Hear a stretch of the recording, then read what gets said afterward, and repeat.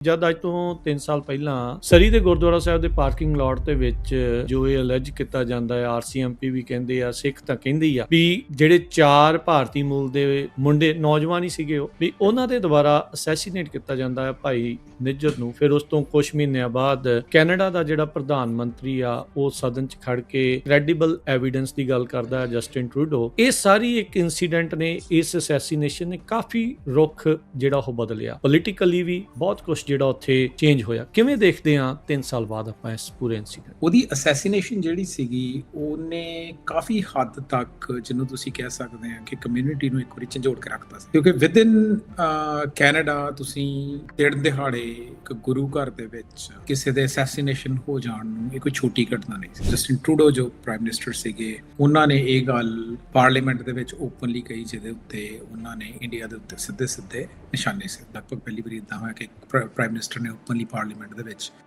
ਕਿਸੇ ਦੂਸਰੀ ਕੰਟਰੀ ਦੇ ਨਾਲ ਦੇ ਉੱਤੇ ਇਹ ਇਲਜ਼ਾਮ ਸਾਧੇ ਹੋਣ ਤੇ ਉਹਨੂੰ ਨੇਮ ਇਨ ਕੀਤਾ ਹੋਵੇ। Over the past number of weeks, Canadian security agencies have been actively pursuing credible allegations of a potential link between agents of the government of India, the killing of a Canadian citizen, Hardeep Singh Nijjar. ਦੇ ਨਾਲ ਇੱਕ ਸਮੇਂ ਤੱਕ ਜਿਹੜਾ ਦੋਵਾਂ ਦੇਸ਼ਾਂ ਦੇ ਵਿਚਕਾਰ ਜਿਹੜੇ ਇਕਨੋਮਿਕ ਸੰਬੰਧ ਸਨ ਉਹ ਬਿਲਕੁਲ ਫ੍ਰੀਜ਼ ਹੋ ਗਏ। ਜਦੋਂ ਪ੍ਰਧਾਨ ਮੰਤਰੀ ਟਰੂਡੋ ਨੇ ਇਹ ਗੱਲ ਕਹੀ ਵੀ ਹਾਂ ਇੰਡੀਆ ਦੀ ਟ੍ਰਾਂਸਨੈਸ਼ਨਲ ਰਿਪਰੈਸ਼ਨ ਦੇ ਵਿੱਚ ਹੱਥ ਹੈ, ਤੇ ਉਹ it could not have been happened at the worst time. ਮਤਲਬ ਜਦੋਂ ਟਰੂਡੋ ਦੀ ਪਬਲਿਸਿਟੀ ਕੈਨੇਡਾ ਦੇ ਵਿੱਚ ਲੋਐਸਟ ਸੀਗੀ, ਉਸ ਤੋਂ ਇਮੀਡੀਏਟਲੀ ਬਾਅਦ ਕੈਨੇਡਾ ਦੇ ਵਿੱਚ ਇਕਨੋਮਿਕ ਡਾਊਨ ਟਰਨ ਆਉਂਦਾ। ਲੋਕਾਂ ਲਈ ਉਹ ਪ੍ਰੈਫਰੈਂਸ ਨਹੀਂ ਰਹੀ, ਠੀਕ ਹੈ। ਜਿਹੜੀ ਸਿੱਖਾਂ ਦੀ ਵੋਟ ਆ ਉਹ ਮੈਟਰ ਕਰਦੀ ਹੈ, ਸਿੱਖਾਂ ਦੀ ਫੰਡ ਰੇਜ਼ਿੰਗ ਸਮਰੱਥਾ ਮੈਟਰ ਕਰਦੀ ਹੈ, ਪਰ ਉਹ ਇੰਨੀ ਜ਼ਿਆਦਾ ਮੈਟਰ ਨਹੀਂ ਕਰਦੀ ਵੀ ਜਿੱਥੇ ਜਿਹੜੇ ਇਕਨੋਮਿਕ ਇੰਟਰਸਟ ਹੈ ਉਹਨਾਂ ਤੋਂ ਉੱਤੇ ਆ। ਤੇ ਇਸੇ ਚੀਜ਼ ਦਾ ਅਸੀਂ ਨਤੀਜਾ ਉਹ ਬਾਰ-ਬਾਰ ਦੇਖ ਰਹੇ ਹਾਂ। ਜਿਹੜੀ ਸਾਰੀ ਡੀਲ ਜਿਹੜੀ ਚੱਲ ਰਹੀ ਹੈ, ਜਾਂ ਉਹ ਚਾਹੇ ਅਮਰੀਕਾ ਨਾਲ ਆ, ਚਾਹੇ ਯੂਰਪ ਨਾਲ ਆ, ਚਾਹੇ ਇੰਡੀਆ ਨਾਲ ਆ। ਇਵਨ ਤੁਸੀਂ ਦੇਖੋ ਅੱਜ ਤੱਕ ਅਸੀਂ ਕਹਿੰਦੇ ਆਏ ਆ ਵੀ ਜਿਹੜਾ ਚੀਨ ਹੈ, ਵੀ ਚੀਨ ਨਾਲ ਤਾਂ ਸਾਡੀ ਆਈਡੀਓਲੋਜੀਕਲ ਡਿਫਰੈਂਸਿਸ ਆ, ਅਸੀਂ ਚੀਨ ਨਾਲ ਸਾਡੇ ਵਿਰੋਧ ਆ, ਪਰ ਹੁਣ ਇਸ ਸਾਰੇ ਬਦਲੇ ਹਾਲਾਤਾਂ ਦੇ ਵਿੱਚ ਅਸੀਂ ਚੀਨ ਨਾਲ ਹੋਰ ਤਰੀਕੇ ਨਾਲ ਡੀਲ ਕਰ ਰਹੇ ਹਾਂ, ਚੀਨ ਦੇ ਅਸੀਂ ਨੇੜੇ ਜਾ ਰਹੇ ਹਾਂ। ਉਹ ਸਾਰੇ ਅਸਰ ਹੈਗੇ ਆ, ਤੇ ਉਹਦੇ ਵਿੱਚ ਫਿਰ ਜਿਹੜੀ ਸਿੱਖਾਂ ਦੀ ਜਿਹੜੀ ਗਿਣਤੀ ਆ ਉਹ ਇੰਨੀ ਜ਼ਿਆਦਾ ਨਹੀਂ ਹੈ, ਸਪੈਸ਼ਲੀ ਇਹ ਮੰਗ ਰੱਖਣ ਵਾਲੇ ਸਿੱਖਾਂ ਦੀ। ਤੇ ਡੈਮੋਕ੍ਰੇਸੀ ਦੇ ਵਿੱਚ ਹਮੇਸ਼ਾ ਇਹ ਚੀਜ਼ ਮੈਟਰ ਕਰਦੀ ਹੈ। ਤੁਹਾਨੂੰ ਕੀ ਲੱਗਦਾ ਹੁਣ ਅੱਗੇ ਕੀ ਜਿਹੜੀ ਆ ਉਹ ਰਣਨੀਤੀ ਜਿਹੜੀ ਆ ਉਹ ਸਿੱਖਾਂ ਦੀ ਉੱਤੇ ਰਹਿਣੀ ਚਾਹੀਦੀ ਆ? ਬਿਕੋਜ਼ ਬਹੁਤ ਸਾਰੇ ਸਿੱਖ ਏਦਾਂ ਵੀ ਮਹਿਸੂਸ ਕਰ ਰਹੇ ਵੀ ਸਾਨੂੰ ਯੂਜ਼ ਕਰਕੇ ਸੁੱਟ ਦਿੱਤਾ ਗਿਆ। ਸੋ ਕੱਲੀ ਪੋਲਿਟਿਕਸ, ਕੱਲਾ MLA MP ਇਲੈਕਟ ਹੋ ਜਾਣਾ ਹੀ ਜਿਹੜਾ ਸਾਡਾ ਸੋਲੂਸ਼ਨ ਨਹੀਂ ਹੈਗਾ।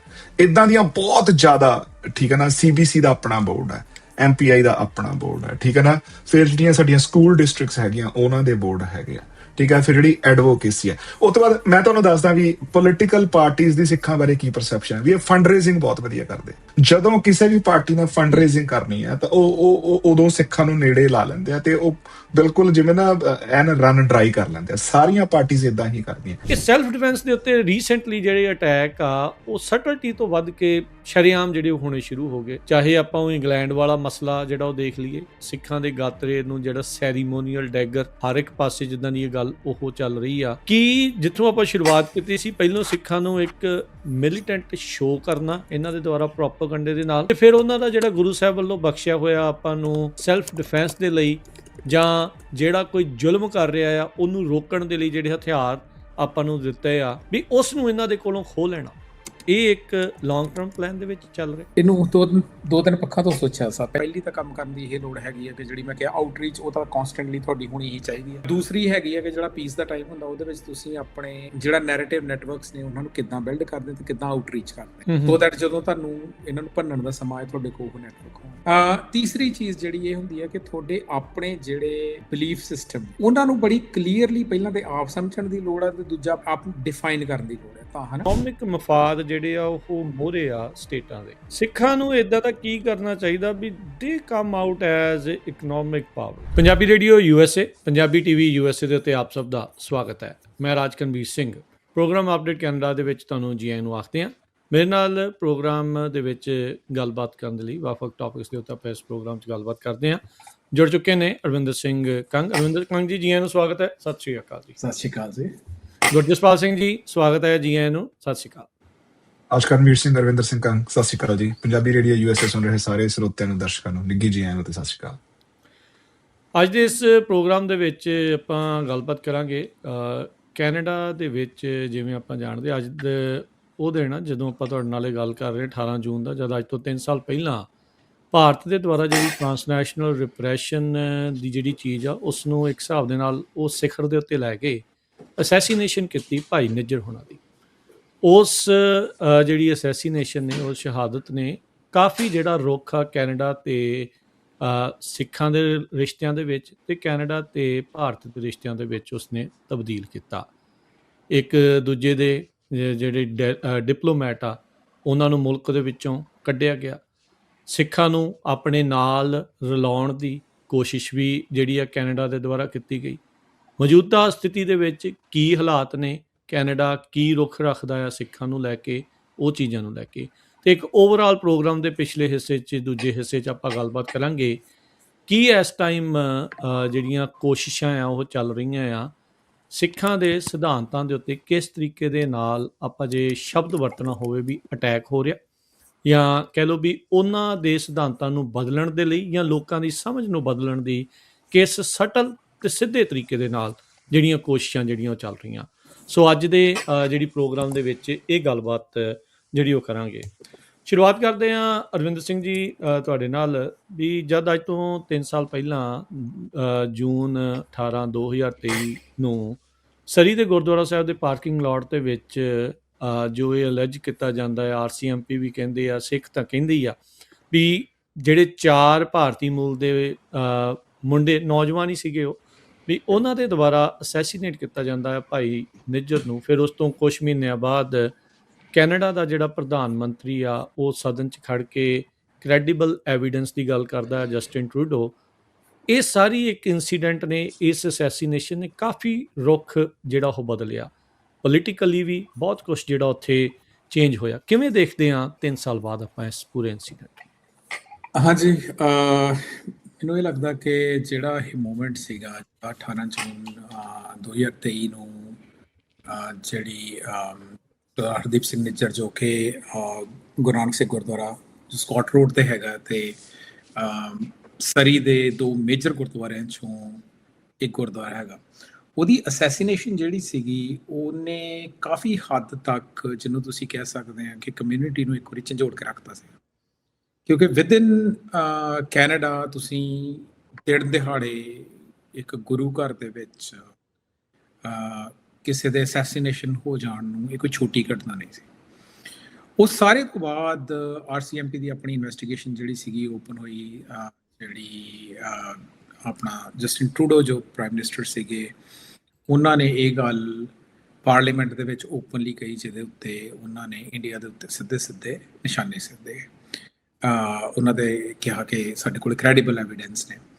ਇੰਡੀਆ ਇਹਨੂੰ ਥਰੂ ਆਊਟ ਡਿਨਾਈ ਕਰਦਾ ਰਿਹਾ ਹੈਗਾ, ਪਰ ਉਸ ਤੋਂ ਬਾਅਦ ਹੀ ਜਿਵੇਂ US ਦੇ ਵਿੱਚ ਜਿਹੜਾ ਇੱਥੇ ਗੁਰਪ੍ਰਤਾਪ ਸਿੰਘ ਪੰਨੂ ਤੇ ਅਟੈਕ ਦੇ ਕੇਸ ਦੇ ਵਿੱਚ ਜਿਹੜਾ ਸਾਜ਼ਿਸ਼ ਜਿਹੜੀ ਸੀਗੀ ਸੁਪਾਰੀ ਦੀ ਉਹ ਅਨਕਵਰ ਹੋਈ ਐਂਡ ਉਹਦੇ ਵਿੱਚ ਹੀ ਜਿਹੜੇ ਕ੍ਰਾਸ ਰੈਫਰੈਂਸਿਸ ਸੀਗੇ ਉਹ ਸਰਦਾਰ ਹਰਦੀਪ ਸਿੰਘ ਨਿੱਜਰ ਤੇ ਮਰਡਰ ਦੇ ਉਹ ਸੁਣਨ ਦੇ ਵਿੱਚ ਜਿਹੜਾ ਐਵੀਡੈਂਸ ਜਿਹੜਾ ਮੁੜ ਕੇ ਰਿਲੀਜ਼ ਕੀਤਾ ਗਿਆ ਤੇ ਸੁਣਨ ਦੇ ਵਿੱਚ ਅਦਾਲਤੀ ਦਸਤਾਵੇਜ਼ਾਂ ਚੋਂ ਚੀਜ਼ਾਂ ਸਾਹਮਣੇ ਆਈਆਂ।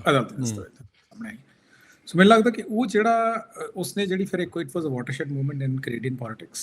ਪਹਿਲੀ ਵਾਰੀ ਇੱਦਾਂ ਹੋਇਆ ਕਿ ਪ੍ਰਾਈਮ ਮਿਨਿਸਟਰ ਨੇ ਓਪਨਲੀ ਪਾਰਲੀਮੈਂਟ ਦੇ ਵਿੱਚ ਕਿਸੇ ਦੂਸਰੀ ਕੰਟਰੀ ਦੇ ਨਾਲ ਦੇ ਉੱਤੇ ਇਹ ਇਲਜ਼ਾਮ ਸਾਧੇ ਹੋਣ ਤੇ ਉਹਨੂੰ ਨੇਮ ਇਨ ਕੀਤਾ ਹੋਵੇ। ਉਸ ਤੋਂ ਬਾਅਦ ਦੋਵਾਂ ਦੇਸ਼ਾਂ ਨੇ ਆਪੋ ਆਪਣੇ ਡਿਪਲੋਮੈਟਸ ਜਿਹੜੇ ਸੀਗੇ ਉਹ ਵਾਪਸ ਸੱਦ ਲਏ। ਪਰ ਹੁਣ ਉਹ ਇੱਕ ਟਾਈਮ ਹੀ ਇਸ ਕਰਕੇ ਇੰਟਰਸਟਿੰਗ ਸੀਗਾ ਕਿ ਉਸ ਟਾਈਮ ਦੇ ਵਿੱਚ Canada largest number of immigrants India ਤੋਂ ਇੰਪੋਰਟ ਕਰ ਰਿਹਾ ਸੀਗਾ। ਉਹਦਾ ਇੱਕ ਡਾਊਨ ਸਾਈਡ ਜਦੋਂ ਦੋਵਾਂ ਕੌਂਸੂਲੇਟਸ ਦੇ ਵਿੱਚ ਜਿਹੜੇ ਜਦੋਂ ਨੰਬਰ ਆਫ ਕੌਂਸੂਲਰਸ ਜਦੋਂ ਘਟੇ ਤਾਂ ਸੁਣਨ 'ਚ ਇਹ ਵੀ ਗੱਲ ਆਉਂਦੀ ਹੈ ਕਿ ਜਿਹੜੀ ਵੈਲੀਡੇਸ਼ਨ ਆਫ ਐਂਟਰੈਂਟਸ ਸੀਗੀ ਜਾਂ ਜਿਹੜੇ ਆ ਰਹੇ ਸੀਗੇ ਉਹਨਾਂ ਦੀ ਵੈਲੀਡੇਸ਼ਨ ਬਹੁਤ ਜ਼ਿਆਦਾ AI ਰਿਲੇਟਡ ਸੌਫਟਵੇਅਰਸ ਦੇ ਨਾਲ ਜਾਂ ਸੌਫਟਵੇਅਰਸ ਦੇ ਨਾਲ ਹੋਣੀ ਸ਼ੁਰੂ ਹੋਈ। ਸੋ ਉਹਦਾ ਇੱਕ ਇੰਪਲੀਕੇਸ਼ਨ ਇਹ ਵੀ ਸੀਗਾ ਕਿ ਕਈ ਤਰ੍ਹਾਂ ਦੇ ਬੰਦੇ ਕੈਨੇਡਾ ਦੇ ਵਿੱਚ ਫਿਰ ਆਏ ਜਿੱਦਾਂ ਓਵਰਆਲ ਜੇ ਕਰੀਏ ਕਿ ਉਸ ਦੇ ਨਾਲ ਇੱਕ ਸਮੇਂ ਤੱਕ ਜਿਹੜਾ ਦੋਵਾਂ ਦੇਸ਼ਾਂ ਦੇ ਵਿਚਕਾਰ ਜਿਹੜੇ ਇਕਨੋਮਿਕ ਸੰਬੰਧ ਸਨ ਉਹ ਬਿਲਕੁਲ ਫਰੀਜ਼ ਹੋ ਗਏ। ਬਟ ਫਿਰ ਜਦੋਂ ਇਹ ਕਰੰਟ ਜਿਹੜੇ ਪ੍ਰਾਈਮ ਮਿਨਿਸਟਰ ਕਾਰਨੀ ਜਦੋਂ ਆਪਣੇ ਆਫਿਸ ਦੇ ਵਿੱਚ ਆਏ ਨੇ, around the same time US ਦੇ ਵਿੱਚ ਪ੍ਰੈਜ਼ੀਡੈਂਟ ਟਰੰਪ ਆਏ ਨੇ। ਪ੍ਰੈਜ਼ੀਡੈਂਟ ਟਰੰਪ ਨੇ ਜਿਹੜੀਆਂ ਨੈਗੋਸ਼ੀਏਸ਼ਨ ਸੀਗੀਆਂ, ਟੈਰਿਫ ਸੀਗੀਆਂ, ਉਹ ਕੈਨੇਡਾ ਦੇ ਉੱਤੇ ਲਾ ਦਿੱਤੀਆਂ। ਪ੍ਰੈਜ਼ੀਡੈਂਟ ਕਾਰਨੀ ਨੇ ਇਹਦੇ ਵਿੱਚ ਕੰਪਲਾਈ ਹੋਣ ਦੀ ਬਜਾਏ ਹੈ ਨਾ, ਦੇ ਟੁੱਕ ਅ ਸਟੈਂਡ। ਉਹਦੇ ਵਿੱਚ ਇੱਕ ਹਿਸਾਬ ਨਾਲ ਕੈਨੇਡਾ ਦੀ ਜਿਹੜੀ ਸਭ ਤੋਂ ਵੱਡੀ ਇਕਨੋਮਿਕ ਮਾਰਕੀਟ ਹੈਗੀ ਆ ਉਹ US ਸੀਗੀ। ਜਦੋਂ US is a trading partner ਹੋਇਆ ਤਾਂ ਮੈਨੂੰ ਲੱਗਦਾ ਫਿਰ ਉਸ ਤੋਂ ਬਾਅਦ ਜਿਹੜੀ ਪੋਲੀਟੀਕਲ ਵਿਲ ਸੀਗੀ ਕੈਨੇਡੀਅਨਸ ਦੇ ਵਿੱਚ, ਉਹ ਮਾਰਕੀਟ ਡਰਿਵਨ ਜ਼ਿਆਦਾ ਲੀਨ ਇਨ ਹੋਣ ਲੱਗ ਪਈ। ਜਦੋਂ ਤੁਸੀਂ ਇੰਪੈਕਟ ਜਿਹੜਾ ਹੈਗਾ ਆ ਉਹ ਜਿਹੜੀ thawing of current relationship between India and Canada ਤੁਸੀਂ ਦੇਖ ਸਕਦੇ ਹੋ। ਤੇ ਉਹ ਹੁਣ ਜਿਵੇਂ G7 ਦੇ ਵਿੱਚ ਦੋਵਾਂ ਪ੍ਰਾਈਮ ਮਿਨਿਸਟਰਸ ਦੀ ਆਪਸ ਮੀਟਿੰਗ ਵੀ ਹੋਈ ਆ। ਇਸ ਸਾਰੇ ਸਮੇਂ ਦੇ ਦੌਰਾਨ RCMP ਕੰਸਿਸਟੈਂਟਲੀ ਟ੍ਰਾਂਸਨੈਸ਼ਨਲ ਰਿਪਰੈਸ਼ਨ ਦਾ ਇਸ਼ਾਰਾ ਵੱਲ ਕਰਦੀ ਆ ਰਹੀ ਹੈ, ਜਦ ਕਿ ਜਿਹੜਾ ਕਾਊਂਟਰ ਨੈਰੇਟਿਵ ਜਿਹੜਾ ਇੰਡੀਅਨ ਫੋਰਨ ਮਿਨਿਸਟਰੀ ਵੱਲੋਂ ਤੱਕ ਪੁਸ਼ ਕੀਤਾ ਜਾ ਰਿਹਾ ਉਹ ਇਹਨੂੰ ਇੱਥੇ ਦੀ ਖਾਲਿਸਤਾਨੀ ਧਿਰਾਂ ਦੀ ਆਪਸੀ ਲੜਾਈ ਤੇ ਆਪਸੀ ਤੇ ਉਹਨੂੰ ਉਸ ਫਰੇਮ ਦੇ ਵਿੱਚ ਲਿਆਉਣ ਦੀ ਕੋਸ਼ਿਸ਼ ਕੀਤੀ ਜਾ ਰਹੀ ਹੈ ਕਿ ਉਹ ਪ੍ਰੋਪੇਗੈਂਡਾ ਚਲਾਇਆ ਗਿਆ।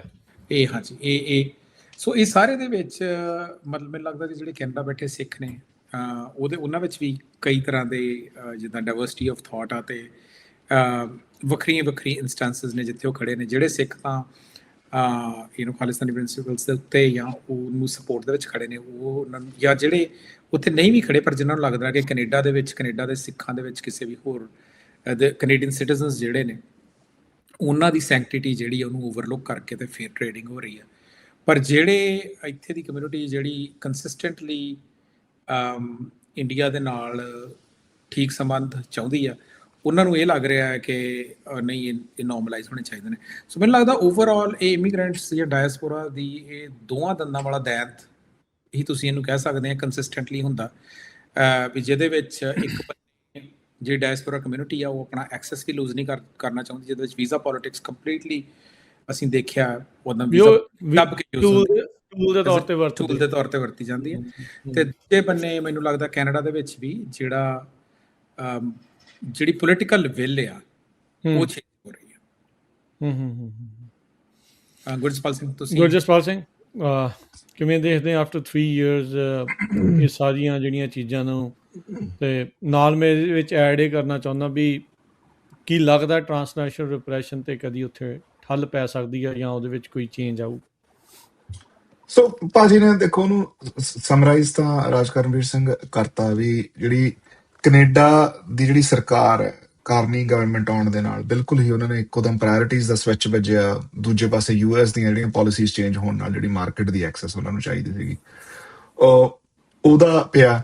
ਉਹਦੇ ਵਿੱਚ ਇੱਕ ਫੈਕਟਰ ਜਿਹੜਾ ਇਹ ਪਿਆ ਵੀ ਅਮਰੀਕਾ ਨੇ ਜਿਹੜੀ ਟ੍ਰਾਂਸਨੈਸ਼ਨਲ ਰਿਪਰੈਸ਼ਨ ਨੂੰ ਵਰਤਦੇ ਹੋਏ ਜਾਂ ਜਿਹੜੇ ਦੂਜੇ ਫਰਾਡ ਦੇ ਜਿਹੜੇ ਅੰਬਾਨੀ ਹੋਣਾ ਤੇ ਚਾਰਜਿਸ ਲਾ ਕੇ ਇੰਡੀਆ ਦੇ ਉੱਤੇ ਅਮਰੀਕਾ ਨੇ ਸਖਤੀ ਕਰ ਦਿੱਤੀ। ਜਿਹੜੀ ਜਦੋਂ ਅਮਰੀਕਾ ਨੇ ਇੰਡੀਆ ਦੇ ਉੱਤੇ ਸਖਤੀ ਕੀਤੀ ਹੈ ਤੇ ਉਸ ਤੋਂ ਬਾਅਦ ਉਹਨਾਂ ਨੇ ਉਹ ਰਸ਼ੀਆ ਤੋਂ ਕੀ ਲੈ ਸਕਦਾ ਕੀ ਨਹੀਂ ਲੈ ਸਕਦਾ ਇਹ ਵੀ ਕਾਫੀ ਜ਼ਿਆਦਾ ਉਹਨਾਂ ਨੇ ਕੰਟਰੋਲ ਕਰਨਾ ਸ਼ੁਰੂ ਕਰ ਦਿੱਤਾ। ਠੀਕ ਹੈ ਨਾ? ਤਾਂ ਉਹਦੇ ਨਾਲ ਜਿਹੜੀ ਇੰਡੀਆ ਦੀ ਐਨਰਜੀ ਸਿਕਿਉਰਿਟੀ, ਉਹਨਾਂ ਦੀ ਇੰਟਰਨਲ ਫੂਡ ਸਿਕਿਉਰਿਟੀ ਜਾਂ ਨੈਸ਼ਨਲ ਸਿਕਿਉਰਿਟੀ ਦਾ ਮਸਲਾ ਜਿਹੜਾ ਉਹ ਫਿਊਲ ਨਾਲ ਜੁੜਿਆ ਹੋਇਆ ਤੇ ਉਹ ਕ੍ਰੌਪਸ ਨਾਲ ਜੁੜਿਆ ਹੋਇਆ ਹੈ ਨਾ, ਉਹ ਇੰਡੀਆ ਨੂੰ ਉਹ ਚੀਜ਼ਾਂ ਚਾਹੀਦੀਆਂ ਨੇ। ਜੇ ਉਹ ਰਸ਼ੀਆ ਤੋਂ ਹੁਣ ਉਧਰ ਯੂਕਰੇਨ ਵਾਰ ਕਰਕੇ ਉਹ ਉਹਨਾਂ ਦੀ ਵੀਟ ਨਹੀਂ ਐਕਸੈਸ ਕਰ ਸਕਦੇ ਉਹ, ਹਨਾ, ਤੇ ਰਸ਼ੀਆ ਤੋਂ ਅਮਰੀਕਾ ਦੇ ਸੈਂਕਸ਼ਨਸ ਕਰਕੇ ਤੇਲ ਵੀ ਮਤਲਬ ਹੁਣ ਪਰਮਿਸ਼ਨ ਲੈ ਕੇ ਇੰਡੀਆ ਨੂੰ ਖਰੀਦਣਾ ਪੈ ਰਿਹਾ। ਤਾਂ ਕੈਨੇਡਾ ਹੈਗਾ, ਕੈਨੇਡਾ ਕੋਲ ਜਿਹੜੀ ਹੁਣ ਇੱਥੋਂ ਨੇ ਮੈਂ ਥੋੜਾ ਜਿਹਾ ਬਿਲਕੁਲ ਕਰੰਟ ਇਵੈਂਟ ਤੇ ਲੈ ਜਾਣਾ, ਜਿਹੜੀ G7 ਦੀ ਫਰਾਂਸ ਦੇ ਵਿੱਚ ਮੀਟਿੰਗ ਚੱਲ ਰਹੀ ਆ, ਉਹਦੇ ਵਿੱਚ ਮੋਦੀ ਅਤੇ ਪ੍ਰਧਾਨ ਮੰਤਰੀ ਕਾਰਨੀ ਦੀ ਜਿਹੜੀ ਮੀਟਿੰਗ ਹੋਈ ਹੈ ਤੇ ਉਹਨਾਂ ਨੇ ਬੇਸਿਕਲੀ ਸਬਸਟੈਂਸ਼ੀਅਲ ਉੱਥੇ ਆਪਾਂ ਕਹਿ ਲਈਏ ਵੀ ਟ੍ਰੇਡ ਡੀਲਸ ਨੂੰ ਅੱਗੇ ਵਧਾਉਣ ਦੀ ਗੱਲ ਕੀਤੀ ਆ। ਉਹਦੇ ਵਿੱਚ ਉਹਨਾਂ ਨੇ CEPA ਨਾਂ ਦਾ ਇੱਕ ਅਗਰੀਮੈਂਟ ਜਿਹੜਾ ਉਹ ਲੈ ਕੇ ਆਏ ਆ, ਕੰਪਰੀਹੈਂਸਿਵ ਇਕਨੋਮਿਕ ਪਾਰਟਨਰਸ਼ਿਪ ਅਗਰੀਮੈਂਟ। ਤੇ ਉਹਦੇ ਵਿੱਚ ਉਹਨਾਂ ਨੇ ਕਿਹਾ ਵੀ ਜਿਹੜੀ ਲਿਕੁਇਫਾਈਡ ਨੈਚੁਰਲ ਗੈਸ ਹੈ, ਲਿਕੁਇਫਾਈਡ ਪੈਟਰੋਲੀਅਮ ਗੈਸ ਹੈ ਤੇ ਮੈਟਲਰਜੀਕਲ ਕੋਲ, ਇਹ ਇਸ ਡੀਲ ਦੇ ਅੰਡਰ ਉਹ ਕੈਨੇਡਾ ਤੋਂ ਇੰਪੋਰਟ ਕਰਨਗੇ। ਸੋ ਬੇਸਿਕਲੀ ਕਿਉਂਕਿ ਇੰਡੀਆ ਦੀ ਹੋਰ ਮਾਰਕੀਟਸ ਤੋਂ ਸਮਾਨ ਲੈਣ ਦੀ ਮਜਬੂਰੀ ਹੈ, 1.4 ਬਿਲੀਅਨ ਦੀ ਉਹਨਾਂ ਦੀ ਆਬਾਦੀ ਹੈ ਤੇ ਉਹਨਾਂ ਨੂੰ એનર્ਜੀ ਲਈ, ਫੂਡ ਲਈ ਉਹਨਾਂ ਨੂੰ ਮਾਰਕੀਟਸ ਦੀ ਲੋੜ ਹੈ, ਠੀਕ ਹੈ ਨਾ। ਕਿਉਂਕਿ ਉਹ ਲੈਣਾ ਚਾਹੁੰਦੇ ਆ ਤੇ ਕੈਨੇਡਾ ਦੇਣਾ ਚਾਹੁੰਦਾ, ਠੀਕ ਹੈ ਨਾ। ਉਹ ਇੱਕ ਬੜਾ ਮਿਊਚੁਅਲੀ ਇਦਾਂ ਦਾ ਮਾਹੌਲ ਬਣ ਗਿਆ ਹੈ ਨਾ। ਕੈਨੇਡਾ ਦੀ ਵੇਚਣਾ ਮਜਬੂਰੀ ਹੈ, ਇੰਡੀਆ ਦੀ ਖਰੀਦਣਾ ਮਜਬੂਰੀ ਹੈ। ਉਹਦੇ ਵਿੱਚ ਜਿਹੜੀਆਂ ਸਿਕਿਉਰਿਟੀ ਕੰਸਰਨਸ ਹੈਗੇ ਆ ਜਿਹੜੇ ਲੋਕਾਂ ਦੇ, ਉਹ ਕਿਤੇ ਨਾ ਕਿਤੇ ਸਾਈਡਲਾਈਨ ਕਰ ਦਿੱਤੇ ਗਏ ਤੇ ਆਪਾਂ ਕੰਸਿਸਟੈਂਟਲੀ ਇਹ ਗੱਲ ਕਵਰ ਕਰ ਰਹੇ ਹਾਂ। ਇਕਨੋਮੀ, ਆਰਥਿਕਤਾ ਉਹ ਮੋਹਰੇ ਹੋ ਗਈ, ਕੈਨੇਡਾ ਦੀ ਸੋਵਰਨਿਟੀ ਜਾਂ ਲੋਕਾਂ ਦੀ ਜਾਨ ਜਾਂ ਕੈਨੇਡੀਅਨ ਸਿਟੀਜ਼ਨ ਦੀ ਜਿਹੜੀ ਜਾਨ ਉਹ ਕਿਤੇ ਨਾ ਕਿਤੇ ਪਿੱਛੇ ਚਲੇ ਗਈ।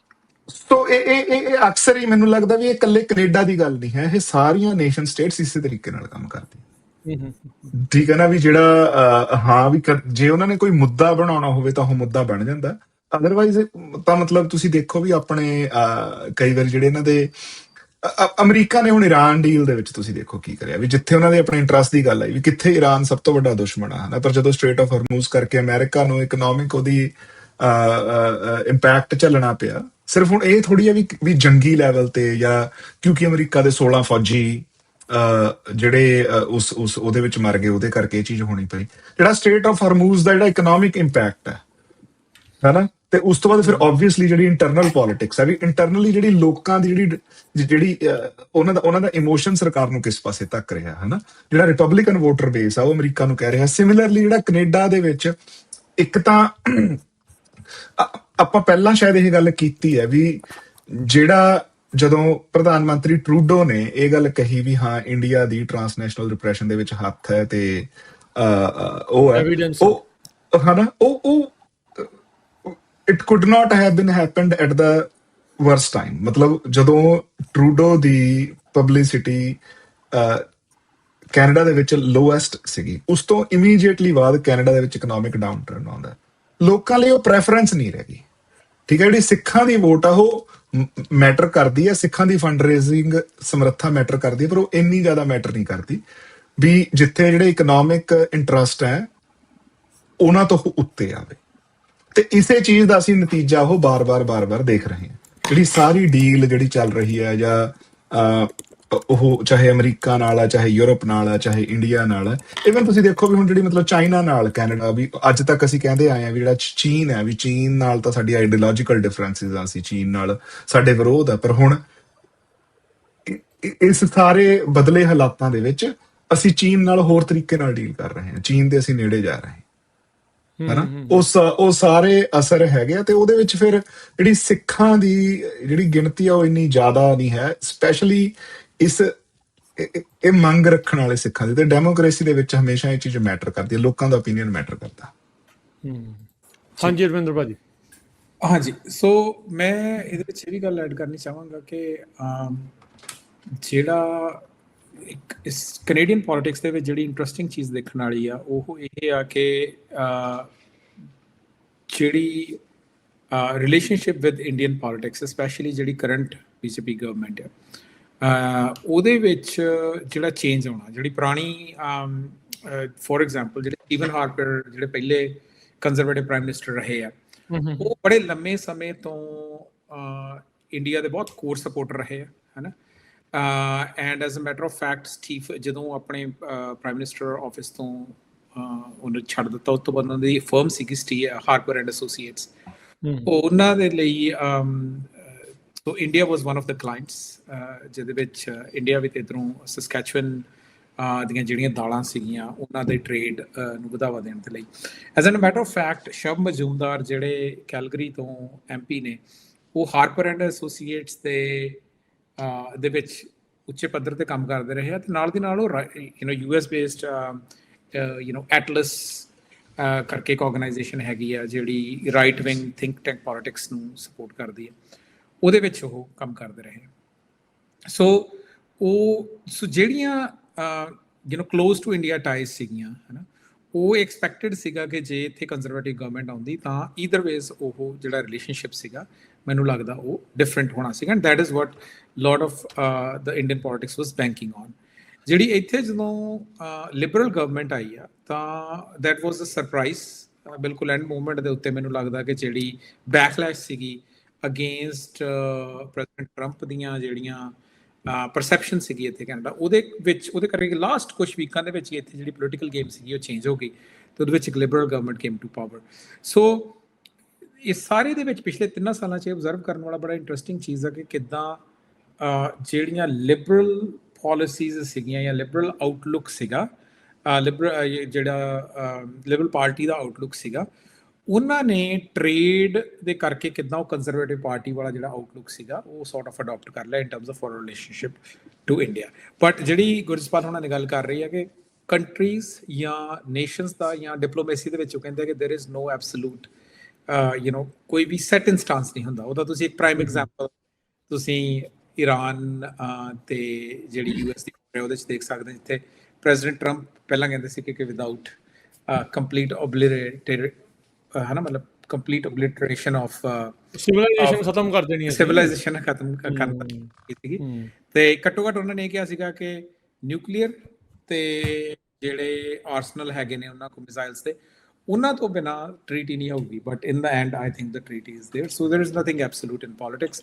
But I think from the point of view of I think ਸਿੱਖਾਂ ਦੇ ਪੁਆਇੰਟ ਆਫ ਵਿਊ ਤੋਂ ਕੀ ਓਬਜ਼ਰਵ ਕਰਨ ਵਾਲਾ, ਕੀ ਸਿੱਖਣ ਵਾਲਾ, ਉਹ ਇਹ ਸਿੱਖਣ ਵਾਲਾ ਹੈਗਾ ਕਿ ਫਿਰ ਗੱਲ ਉਹ ਸਾਰੀ ਅਸੀਂ ਗੱਲ ਥੀਸਿਸ ਦੇ ਉੱਤੇ ਲੈ ਆਉਂਦੇ ਹੁੰਦੇ ਹਾਂ। ਸੋ ਥੀਸਿਸ ਦੇ ਵਿੱਚ ਇਹ ਸਿੱਖਣ ਵਾਲਾ ਕਿ ਸਿੱਖਾਂ ਦਾ ਅਕਾਲ ਪੁਰਖ ਤੋਂ ਬਿਨਾਂ ਕੋਈ ਵਾਲੀ ਵਾਰਸ ਨਹੀਂ ਹੈ। ਸਿੱਖਾਂ ਦਾ ਜਿਹੜਾ ਐਬਸੋਲੂਟ ਇੰਟਰਸਟ ਆ ਉਹ ਫਲੂਇਡ ਹੀ ਰਹਿਣੇ ਆ। ਉਹ ਕਿਉਂਕਿ ਐਂਡ ਉਹ ਇਕੱਲੇ ਸਿੱਖਾਂ ਦੀ ਮਾਈਨੋਰਿਟੀ ਕਮਿਊਨਿਟੀਜ਼ ਦੀ ਗੱਲ ਆ, ਉਹਨਾਂ ਨੂੰ ਆਪਣੇ ਪੱਖ ਜਿਹੜੇ ਨੇ ਉਹਦੀ ਮੈਨੂਵਰਿੰਗ ਜਿਹੜੀ ਆ ਉਹ ਕੰਟੀਨਿਊਸਲੀ ਜਿਹੜੀ ਉਹ ਵੇਖਣੀ ਪੈਣੀ ਆ। ਤੇ ਨਾਲ ਦੀ ਨਾਲ ਇਹ ਰਿਕੁਆਇਰ ਕਰਦਾ ਕਿ ਕੰਟੀਨਿਊਸ ਜਿਹੜੀ ਐਕਟਿਵਿਜ਼ਮ ਆ ਤੁਹਾਡੀ ਹੈ ਨਾ, ਉਹ social media is not considered activism, ਉਹਨੂੰ ਤੁਸੀਂ ਬਾਹਰ ਕੱਢ ਲਓ। ਪਰ ਜਿਹੜੀ ਐਕਟਿਵਿਜ਼ਮ ਆ ਕਿ ਜਿਹੜੇ ਜਿੱਥੇ ਵੀ ਤੁਸੀਂ ਹੈਗੇ ਜੇ ਰਿਲੇਸ਼ਨਸ਼ਿਪ ਬਿਲਡ ਕਰਨ ਦੇ ਜਿਹੜੇ ਡਾਇਲੌਗਸ ਹੋ ਰਹੇ ਉਹਨਾਂ ਦੀ ਪਾਰਟਿਸਿਪੇਸ਼ਨ ਦੇ ਵਿੱਚ, being in the positions of ਜਿੱਥੇ ਐਕਚੁਅਲੀ ਇੰਪੈਕਟ ਕ੍ਰੀਏਟ ਹੁੰਦਾ, ਉਹ ਹੋਰ ਵੀ ਜ਼ਿਆਦਾ ਇੰਪੋਰਟੈਂਟ ਹੋ ਜਾਂਦਾ। ਤੁਸੀਂ ਵਿੱਚ ਕੰਜ਼ਰਵੇਟਿਵ ਕੀਤੀ ਤੇ ਗੁਰਜਸਪਾਲ ਮੈਂ ਕਰੈਕਟ ਕਰ ਦੇਵਾਂ 13 ਫੌਜੀ ਇੰਸਟੈਡ ਆਫ 16 ਜਿਹੜੇ ਅਮਰੀਕਨ 13 ਸੀਗੇ। ਤੇ ਜਿਹੜੇ ਕੰਜ਼ਰਵੇਟਿਵ ਜਦੋਂ ਉਹਨਾਂ ਨੇ ਲੀਡਰ ਚੁਣਿਆ ਸੀ, ਲੀਡਰਸ਼ਿਪ ਪੋਲਸ ਨੂੰ ਲੈ ਕੇ ਵੀ ਰੌਲਾ ਜਿਹੜਾ ਉਹ ਪਿਆ ਵੀ ਉਹਦੇ ਵਿੱਚ ਵੀ ਇੰਡੀਅਨ ਨੇ ਇਨਫਲੂਐਂਸ ਹੋਇਆ ਸੀ। ਜਿਹੜਾ ਪੀਅਰ ਪੋਲੀਵੇ ਆ ਵੀ ਉਹਨੂੰ ਅੱਗੇ ਲੈ ਕੇ ਆਉਣ ਦੇ ਲਈ ਤੁਸੀਂ ਹਾਰਪਰ ਦੀ ਗੱਲ ਕੀਤੀ, ਜਿਹੜਾ ਮੌਜੂਦਾ ਕੰਜ਼ਰਵੇਟਿਵ ਪਾਰਟੀ ਦਾ ਲੀਡਰ ਆ ਉਹ ਵੀ ਉਹਦੇ ਬਹੁਤ ਕਲੋਜ਼ ਆ। ਜਦੋਂ ਟਰੂਡੋ ਨੇ ਬਿਆਨ ਦਿੱਤਾ ਸੀ ਆਪਾਂ ਉਦੋਂ ਇਹਦਾ ਬਿਆਨ ਸੁਣਿਆ ਸੀ, ਵੈਰੀ ਡਿਸਅਪੁਆਇੰਟਿੰਗ ਉਸ ਟਾਈਮ ਦੇ ਉੱਤੇ ਵੀ ਜਿਸ ਤਰੀਕੇ ਦੇ ਇਹਦਾ ਰਿਐਕਸ਼ਨ ਉਸ ਦੇ ਉੱਤੇ ਆਇਆ ਸੀਗਾ। ਸੋ ਇਹ ਜਿਹੜਾ ਇਨਫਲੂਐਂਸ ਆਪਾਂ ਨੂੰ ਨਜ਼ਰ ਤਾਂ ਜਿਹੜਾ ਉਹ ਆਉਂਦਾ ਹੈ, ਬਟ ਜਿੱਦਾਂ ਰਵਿੰਦਰ ਭਾਜੀ ਨੇ ਕਿਹਾ ਆ ਵੀ we need to be front and centre ਇਹ ਜਿਹੜੇ ਡਾਇਲੌਗਸ ਕਨਵਰਸੇਸ਼ਨਸ ਦੇ ਵਿੱਚ ਜਿਹੜੀ ਆ। ਚਲੋ ਠੀਕ ਹੈ, social media might be a good idea ਵੀ ਮਾਸਿਸ ਤੱਕ ਤੁਸੀਂ ਜਿਹੜੇ ਉਨੇ ਕੁ ਦੇ ਥਾਵਾਂ ਦੇ ਉੱਤੇ ਹੈਗੇ ਵੀ ਉਹਨਾਂ ਨੂੰ ਪਤਾ ਲੱਗ ਜੂਗਾ ਵੀ ਕੀ ਹੋ ਰਿਹਾ ਕਿਵੇਂ ਹੋ ਰਿਹਾ। ਪਰ real change happens in these rooms, in these corridors. ਉਹ ਉੱਥੇ ਜਾ ਕੇ ਜਿਹੜਾ ਆ ਆਪਾਂ ਨੂੰ ਟਾਈਮ ਸਪੈਂਡ ਕਰਨਾ ਪੈਣਾ ਆ, ਉੱਥੇ ਫੋਕਸ ਕਰਨਾ ਪੈਣਾ, ਆਪਣੀ ਕਮਿਊਨਿਟੀ ਨੂੰ ਐਨਰਜੀ ਜਿਹੜੀ ਆ ਉੱਥੇ ਜਿਹੜੀ ਉਹ ਲਾਉਣੀ ਪੈਣੀ ਆ। ਸੋ ਵਾਟ ਡੂ ਯੂ ਥਿੰਕ, ਤੁਹਾਨੂੰ ਕੀ ਲੱਗਦਾ ਹੁਣ ਅੱਗੇ ਕੀ ਜਿਹੜੀ ਆ ਉਹ ਰਣਨੀਤੀ ਜਿਹੜੀ ਆ ਉਹ ਸਿੱਖਾਂ ਦੀ ਉੱਥੇ ਰਹਿਣੀ ਚਾਹੀਦੀ ਆ? ਬਿਕੋਜ਼ ਬਹੁਤ ਸਾਰੇ ਸਿੱਖ ਇੱਦਾਂ ਵੀ ਮਹਿਸੂਸ ਕਰ ਰਹੇ ਵੀ ਸਾਨੂੰ ਯੂਜ਼ ਕਰਕੇ ਸੁੱਟ ਦਿੱਤਾ ਗਿਆ, ਦੈਟਸ ਨਥਿੰਗ ਨਿਊ। ਬਹੁਤ ਸਾਰੀਆਂ ਜਿੱਦਾਂ ਨੂੰ ਕਿਹਾ ਵੀ ਨੇਸ਼ਨ ਸਟੇਟਸ ਇੱਦਾਂ ਹੀ ਮਾਈਨੋਰਟੀਜ਼ ਨੂੰ ਯੂਜ਼ ਕਰਦੀਆਂ ਤੇ ਵਰਤਦੀਆਂ ਆ। What should be the next steps? So ਭਾਜੀ ਨੇ, ਰਵਿੰਦਰ ਭਾਜੀ ਨੇ ਥੋੜਾ ਜਿਹਾ ਜਿਹੜਾ ਟੱਚ ਕੀਤਾ ਉਹ ਵੀ ਕੱਲੀ ਪੋਲੀਟੀਕਲ ਐਡਵੋਕੇਸੀ ਨਹੀਂ ਹੈਗੀ, ਬਿਊਰੋਕ੍ਰੇਸੀ ਆ, ਠੀਕ ਹੈ ਨਾ, ਉਹਦੇ ਵਿੱਚ ਜਿੱਥੇ ਡਿਸੀਜਨਸ ਮੇਕ ਹੁੰਦੇ ਆ, ਠੀਕ ਹੈ ਨਾ। ਤੇ ਬਹੁਤ ਜ਼ਿਆਦਾ ਬਾਡੀਜ਼ ਹੈਗੀਆਂ ਨੇ। ਰਾਜਕਰਮਵੀਰ ਸਿੰਘ, ਤੁਹਾਨੂੰ ਯਾਦ ਹੋਣਾ ਜਦੋਂ ਮੈਂ ਪਿਛਲੇ ਮਹੀਨੇ ਕੈਲੀਫੋਰਨੀਆ ਆਇਆ ਤੇ ਮੈਂ ਨਾ ਤੁਹਾਨੂੰ ਜਿਹੜਾ ਤੁਹਾਡੇ ਸੈਕਰਾਮੈਂਟੋ ਦਾ ਰੇਡੀਓ ਸਟੇਸ਼ਨ ਹੈਗਾ ਜਾਂ ਟੀਵੀ ਸਟੇਸ਼ਨ ਹੈ KVIE, ਉਹਨਾਂ ਦੀ ਮੈਂ ਤੁਹਾਨੂੰ board of directors the photo ਖਿੱਚ ਕੇ ਭੇਜੀ ਸੀਗੀ। ਹਾਂਜੀ ਬਿਲਕੁਲ, ਠੀਕ ਹੈ ਨਾ। ਤੇ ਉਹ ਜਿਹੜਾ KVIE ਹੈ ਸੈਕਰਾਮੈਂਟੋ ਤੋਂ, ਅਰਵਿੰਦਰ ਸਿੰਘ, ਉਹ ਵੱਡਾ ਪਬਲਿਕ ਬ੍ਰੋਡਕਾਸਟਰ ਰੇਡੀਓ ਸਟੇਸ਼ਨ ਹੈ। ਉਹਦੇ 15 ਬੋਰਡ ਮੈਂਬਰ ਹੈ। 15 ਦੇ ਵਿੱਚ ਜਿਹੜੇ 3 ਬੋਰਡ ਮੈਂਬਰ ਸੀਗੇ ਉਹ ਭਾਰਤੀ ਮੂਲ ਦੇ ਸੀਗੇ ਤੇ ਉਹਦੇ ਵਿੱਚੋਂ ਇੱਕ ਵੀ ਪੰਜਾਬੀ ਜਾਂ ਸਿੱਖ ਚਿਹਰਾ ਨਹੀਂ ਸੀਗਾ, ਠੀਕ ਹੈ। ਤੇ ਇਹ ਇੱਕ ਮਤਲਬ ਸ਼ਾਇਦ ਪਹਿਲਾਂ ਆਪਾਂ ਇਸ ਸ਼ੋਅ ਤੇ ਵੀ ਗੱਲ ਕੀਤੀ ਹੋਵੇ। ਸੋ ਕੱਲੀ ਪੋਲਿਟਿਕਸ, ਕੱਲਾ MLA MP ਇਲੈਕਟ ਹੋ ਜਾਣਾ ਹੀ ਜਿਹੜਾ ਸਾਡਾ ਸੋਲਿਊਸ਼ਨ ਨਹੀਂ ਹੈਗਾ। ਇਦਾਂ ਦੀਆਂ ਬਹੁਤ ਜ਼ਿਆਦਾ, ਠੀਕ ਹੈ ਨਾ। CBC ਦਾ ਆਪਣਾ ਬੋਰਡ ਹੈ, MPI ਦਾ ਆਪਣਾ ਬੋਰਡ ਹੈ, ਠੀਕ ਹੈ ਨਾ। ਫਿਰ ਜਿਹੜੀਆਂ ਸਾਡੀਆਂ ਸਕੂਲ ਡਿਸਟ੍ਰਿਕਟਸ ਹੈਗੀਆਂ ਉਹਨਾਂ ਦੇ ਬੋਰਡ ਹੈਗੇ ਆ, ਠੀਕ ਹੈ। ਫਿਰ ਜਿਹੜੀ ਐਡਵੋਕੇਸੀ ਹੈ, ਉਹ ਤੋਂ ਬਾਅਦ ਮੈਂ ਤੁਹਾਨੂੰ ਦੱਸਦਾ ਵੀ ਪੋਲੀਟੀਕਲ ਪਾਰਟੀਜ਼ ਦੀ ਸਿੱਖਾਂ ਬਾਰੇ ਕੀ ਪਰਸੈਪਸ਼ਨ ਹੈ, ਵੀ ਇਹ ਫੰਡ ਰੇਜ਼ਿੰਗ ਬਹੁਤ ਵਧੀਆ ਕਰਦੇ, ਠੀਕ ਹੈ ਨਾ। ਪੈਸੇ ਇਕੱਠੇ ਕਰਨ ਦੇ ਵਿੱਚ ਡਾਲਰ ਲੈਣੇ ਇਹਨਾਂ ਦੇ, ਡਾਲਰ ਲੈਣੇ ਆ, ਪੈਸੇ ਇਕੱਠੇ ਕਰਨ ਦੇ ਵਿੱਚ ਜਿਹੜੀ ਮਹਾਰਤ ਹੈ ਹਨਾ। ਜਦੋਂ ਕਿਸੇ ਵੀ ਪਾਰਟੀ ਨੇ ਫੰਡ ਰੇਜ਼ਿੰਗ ਕਰਨੀ ਹੈ ਤਾਂ ਉਹ ਉਦੋਂ ਸਿੱਖਾਂ ਨੂੰ ਨੇੜੇ ਲਾ ਲੈਂਦੇ ਆ ਤੇ ਉਹ ਬਿਲਕੁਲ ਜਿਵੇਂ ਨਾ ਐਨ ਰਨ ਡਰਾਈ ਕਰ ਲੈਂਦੇ ਆ। ਸਾਰੀਆਂ ਪਾਰਟੀਜ਼ ਇਦਾਂ ਹੀ ਕਰਦੀਆਂ ਤੇ ਅਸੀਂ ਹਰ ਇੱਕ ਪਾਰਟੀ ਲਈ ਫੰਡ ਰੇਜ਼ਿੰਗ ਕਰ ਰਹੇ ਹਾਂ, ਠੀਕ ਹੈ ਨਾ। ਪਰ ਉਹਦੇ ਵਿੱਚ ਜਿਹੜੀ ਸਾਡੀ ਐਫਰਟ ਹੈ ਉਹ ਕੋਆਰਡੀਨੇਟਿਡ ਤਾਂ ਹੈ ਨਹੀਂ ਗੀ, ਠੀਕ ਹੈ ਨਾ। ਮੋਸਟਲੀ ਜਿਹੜੇ ਪਰਸਨਲ ਸਾਡੇ ਮਫਾਦ ਹੁੰਦੇ ਆ, ਜਿਹੜਾ ਬੰਦਾ ਫੰਡ ਰੇਜ਼ਿੰਗ ਕਰਦਾ ਉਹਨੂੰ ਜਾਂ ਆਪਣੇ ਬਿਜ਼ਨਸ ਨਾਲ ਕੋਈ ਲੈਣਾ ਦੇਣਾ ਹੁੰਦਾ, ਜ਼ੋਨਿੰਗ ਚੇਂਜ ਕਰਾਉਣੀ ਹੁੰਦੀ ਮੋਸਟਲੀ, ਹਨਾ, ਠੀਕ ਹੈ ਨਾ, ਜਾਂ ਕੋਈ ਹਾਂ ਕੰਸਟਰਕਸ਼ਨ ਦੇ ਰਿਲੇਟਡ ਮਸਲੇ ਹੁੰਦੇ ਆ, ਠੀਕ ਹੈ ਨਾ। ਜਿਹੜਾ ਇੱਕ sounds harsh but reality of it is, ਹਾਂਜੀ ਹਾਂਜੀ, ਜਿਹੜਾ ਇੱਕ ਕੰਟੀਨਿਊਸ ਡਾਇਲੋਗ ਚੱਲਣਾ ਹੁੰਦਾ, ਅਸੀਂ ਸੇਮ ਪੇਜ ਤੇ ਆਉਣਾ ਹੁੰਦਾ। ਜਿਹੜੀ ਮਿਸ ਇਨਫੋਰਮੇਸ਼ਨ ਬਹੁਤ ਜ਼ਿਆਦਾ ਆਪਣੇ ਬੰਦਿਆਂ ਨੂੰ ਤਾਂ ਮਤਲਬ ਹਰ ਇੱਕ ਨੂੰ ਲੱਗਦਾ, ਪਹਿਲੀ ਗੱਲ ਤਾਂ ਵੀ ਹਰ ਇੱਕ ਨੂੰ ਇਹ ਲੱਗਦਾ ਵੀ ਮੈਨੂੰ ਹੀ ਸਾਰਾ ਕੁਝ ਪਤਾ, ਠੀਕ ਹੈ ਨਾ, ਕਿਉਂਕਿ ਉਹ ਸਾਨੂੰ WhatsApp ਤੋਂ ਸੋਸ਼ਲ ਮੀਡੀਆ ਤੋਂ ਜਿਹੜੀ ਜਾਣਕਾਰੀ ਆ ਰਹੀ ਹੈ ਉਹਦੇ ਵਿੱਚ ਬਹੁਤ ਜ਼ਿਆਦਾ ਤਾਂ ਜਿਹੜੀ ਜਾਣਕਾਰੀ ਹੁੰਦੀ ਹੈ ਉਹ ਕਨਫਿਊਜ਼ ਕਰਨ ਵਾਲੀ ਹੁੰਦੀ ਹੈ ਨਾ, ਤੇ ਖਲਾਰਾ ਵਧਾਉਣ ਵਾਲੀ ਹੁੰਦੀ ਹੈ। ਇੰਡੀਆ ਦੇ ਵਿੱਚ ਵੀ ਸਾਰੇ ਕਿਤੇ, ਉਹ ਕੈਨੇਡਾ ਦੇ ਵਿੱਚ ਵੀ ਅਸੀਂ ਸੇਮ ਚੀਜ਼ ਦੇਖ ਰਹੇ ਹਾਂ। ਸਿਧਾਂਤ ਤੋਂ ਅਸੀਂ ਬਹੁਤ ਜ਼ਿਆਦਾ ਦੂਰ ਜਾ ਕੇ, ਮਤਲਬ ਕੋਈ ਵੀ ਐਕਟੀਵਿਟੀ ਹੈਗੀ ਹੈ ਜਦੋਂ ਉਹ ਸਿਧਾਂਤ ਦੇ ਨੇੜੇ ਨਹੀਂ ਹੁੰਦੀ ਤਾਂ ਓਬਵੀਅਸਲੀ ਜਦੋਂ ਅਸੀਂ ਸਿਧਾਂਤ ਤੋਂ ਪਾਸੇ ਹਟ ਕੇ ਕੁਝ ਕਰ ਰਹੇ ਹਾਂ ਉਹਦੇ ਚ ਵੀ ਖੱਜਲ ਖਰਾਬੀ ਹੈ। ਮਤਲਬ ਅਸੀਂ ਆਪਾਂ ਕਹਿ ਲਈਏ ਵੀ ਗਲਤ ਪ੍ਰੋਪੇਗੈਂਡਾ ਜਾਂ ਝੂਠ ਵਾਲਾ ਪ੍ਰੋਪੇਗੈਂਡਾ। ਹੁਣ ਜੇ ਅਸੀਂ ਝੂਠ ਬੋਲਾਂਗੇ ਵੀ ਉਹ ਵੀ ਸਾਤੋਂ ਇੰਨੀ ਵਧੀਆ ਤਰੀਕੇ ਨਾਲ ਥੋੜੀ ਬੋਲ ਹੁੰਦਾ, ਠੀਕ ਹੈ ਨਾ। ਹੁਣ ਜਿਹੜਾ ਸਾਤੋਂ ਆਪੋਜੀਸ਼ਨ ਉਹਦੀ ਮਹਾਰਤ ਹੈ ਉਸ ਚੀਜ਼ ਚ, ਠੀਕ ਹੈ ਨਾ।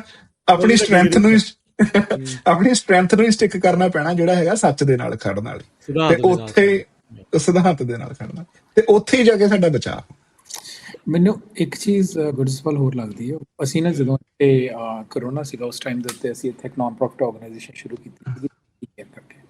ਉਹਦਾ ਕੰਮ ਸਿਰਫ ਇਹੀ ਸੀਗਾ, ਅਸੀਂ ਉਦੋਂ ਵੇਖਿਆ ਬਹੁਤ ਜ਼ਿਆਦਾ ਬੱਚੇ ਆ ਰਹੇ ਸੀਗੇ, ਦੇ ਵਰ ਵੈਰੀ ਯੰਗ ਕਿਡਸ, +2 ਕਰਕੇ ਆ ਰਹੇ ਆ। +2 ਕਰਕੇ ਬਾਅਦ ਜਦੋਂ ਜਵਾਕ ਆਉਂਦੇ ਦੇ ਡੋਂਟ ਹੈਵ ਉਹਨਾਂ ਦੀ ਇੰਨੀ, ਤੇ ਉਦੋਂ ਲੋਟ ਆਫ ਕਮਿਊਨਿਟੀ ਦੇ ਵਿੱਚ ਜਿਸ ਹਿਸਾਬ ਨਾਲ ਹਰੇਕ ਪਾਸੇ ਜਿਹੜੇ ਨਵੇਂ ਆ ਰਹੇ ਆ ਉਹਨਾਂ ਨੂੰ ਹਾਊਸਿੰਗ ਦੀ ਵੀ ਲੋੜ ਸੀਗੀ, ਬਾਕੀ ਵੀ ਲੋੜਾਂ ਸੀਗੀਆਂ। ਤੇ ਦੂਸਰੀ ਓਪਰਚੁਨਿਟੀ ਜਿਹੜੀ ਇਹ ਸੀਗੀ ਕਿ ਇੱਥੇ ਜਦੋਂ ਉਹਨਾਂ ਨੇ ਇਮੀਗ੍ਰੇਸ਼ਨ ਲੈਣੀ ਹੁੰਦੀ ਸੀਗੀ, ਸੋ ਉਹ ਦੋਵੇਂ ਪੱਖ ਸੀਗੇ। ਇੱਕ ਬੰਨੇ ਤਾਂ ਇਹ ਸੀਗੇ ਜਿਹੜੇ ਸਟੂਡੈਂਟਸ ਇੱਥੇ ਆ ਰਹੇ ਸੀ ਉਹ ਕਾਲਜ ਮਿਲਸ ਦੇ ਵਿੱਚ ਐਡਮਿਸ਼ਨ ਲੈ ਕੇ ਆ ਰਹੇ ਸੀਗੇ, ਹੈ ਨਾ, ਬਿਲਕੁਲ ਜਿਹਨੂੰ ਤੁਸੀਂ ਕਹਿ ਸਕਦੇ ਆ ਕਿ ਉਹੋ ਜਿਹੇ ਡਿਪਲੋਮੇ ਕਰ ਰਹੇ ਸੀ ਜਿਨ੍ਹਾਂ ਦੀ ਕੋਈ ਐਬਸੋਲੂਟ ਵੈਲਿਊ ਨਹੀਂ ਹੈ। ਹੁਣ +2 ਤੋਂ ਬਾਅਦ ਡਿਪਲੋਮਾ ਕਰਕੇ ਬੰਦਾ ਬਾਹਰ ਵੀ ਚਲ ਗਿਆ, ਉਹਨੂੰ ਕਿਸੇ ਨੇ DC ਦੀ ਜੌਬ ਤਾਂ ਦੇ ਨਹੀਂ ਦੇਣੀ।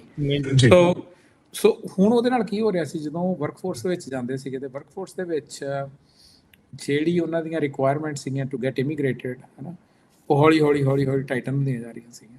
ਸੋ ਉਸ ਟਾਈਮ ਜਿਹੜੇ ਕਈ ਇੱਥੇ ਲੂਪ ਹੋਲਸ ਵੇਖਣ ਨੂੰ ਮਿਲੇ ਉਸ ਟਾਈਮ, ਉਹ ਇਹ ਸੀਗੇ ਜਾਂ ਜਿਨ੍ਹਾਂ ਦੇ ਬਾਰੇ ਸੁਣਦੇ ਸੀ, ਡਾਇਰੈਕਟ ਨਹੀਂ ਵੇਖਣ ਨੂੰ ਮਿਲੇ, ਉਹ ਇਹ ਸੀਗੀ ਕਿ LMIs ਦੀ ਵਿਕਰੀ, ਹੈ ਨਾ। ਹੁਣ ਅਸੀਂ ਉਦੋਂ ਇਹ ਸੋਚਦੇ ਹੁੰਦੇ ਸੀਗੇ, ਅਸੀਂ ਇਸ ਬਾਰੇ ਬਹੁਤ ਓਪਨਲੀ ਗੱਲ ਵੀ ਕਰਦੇ ਹੁੰਦੇ ਸੀ, ਅਸੀਂ ਇਹ ਗੱਲ ਕਰਦੇ ਹੁੰਦੇ ਸੀ ਕਿ ਭਾਈ ਜੇ ਤੁਸੀਂ ਇੰਡੀਵਿਜੂਅਲ ਸੋਚੋਗੇ, ਜੇ ਤੁਸੀਂ ਕਲੈਕਟਿਵ ਨਹੀਂ ਸੋਚੋਗੇ ਤਾਂ it's going to come back and bite you, ਹੈ ਨਾ। ਤੇ ਉਹ ਕੈਨੇਡਾ ਦੇ ਵਿੱਚ ਵੇਖਣ ਨੂੰ ਮਿਲ ਰਿਹਾ ਹੈ ਨਾ, ਕਿਉਂਕਿ ਜਿਉਂ ਕੋਈ ਵੀ ਕਮਿਊਨਿਟੀ ਜਿਹੜੀਆਂ ਵੀ ਮੈਜੋਰਿਟੀ ਕਮਿਊਨਿਟੀਜ਼ ਹੁੰਦੀਆਂ ਕਿਸੇ ਵੀ, ਉਹਨਾਂ ਕੋਲੇ ਪਾਵਰ ਵੀ ਹੁੰਦੀ ਹੈ, ਉਹਨਾਂ ਕੋਲੇ ਲੈਵਰੇਜ ਵੀ ਹੁੰਦੀ ਹੈ, ਉਹਨਾਂ ਕੋਲੇ ਸਟੇਟ ਵੀ ਹੁੰਦੀ ਹੈ, ਉਹਨਾਂ ਕੋਲੇ ਰਿਸੋਰਸਿਸ ਵੀ ਹੁੰਦੇ ਆ। ਜਿਹੜੇ ਮਾਈਨੋਰਿਟੀ ਕਮਿਊਨਿਟੀਜ਼ ਹੁੰਦੀਆਂ, ਮੈਨੂੰ ਲੱਗਦਾ ਉਹ ਕਾਫੀ ਹੱਦ ਤੱਕ ਨੈਤਿਕਤਾ ਹੀ ਉਹਨਾਂ ਦੀ ਸ਼ੀਲਡ ਹੁੰਦੀ ਹੈ। ਜਦੋਂ ਉਹ ਵੀ ਐਜ਼ ਅ ਇੰਡੀਵਿਜੂਅਲ ਨਹੀਂ ਰੱਖਦੇ ਤਾਂ ਕਲੈਕਟਿਵ ਦੇ ਤੌਰ ਦੇ ਉੱਤੇ ਫਿਰ ਜਦੋਂ ਨੁਕਸਾਨ ਹੁੰਦਾ ਫਿਰ ਸਾਰਿਆਂ ਦਾ ਹੁੰਦਾ।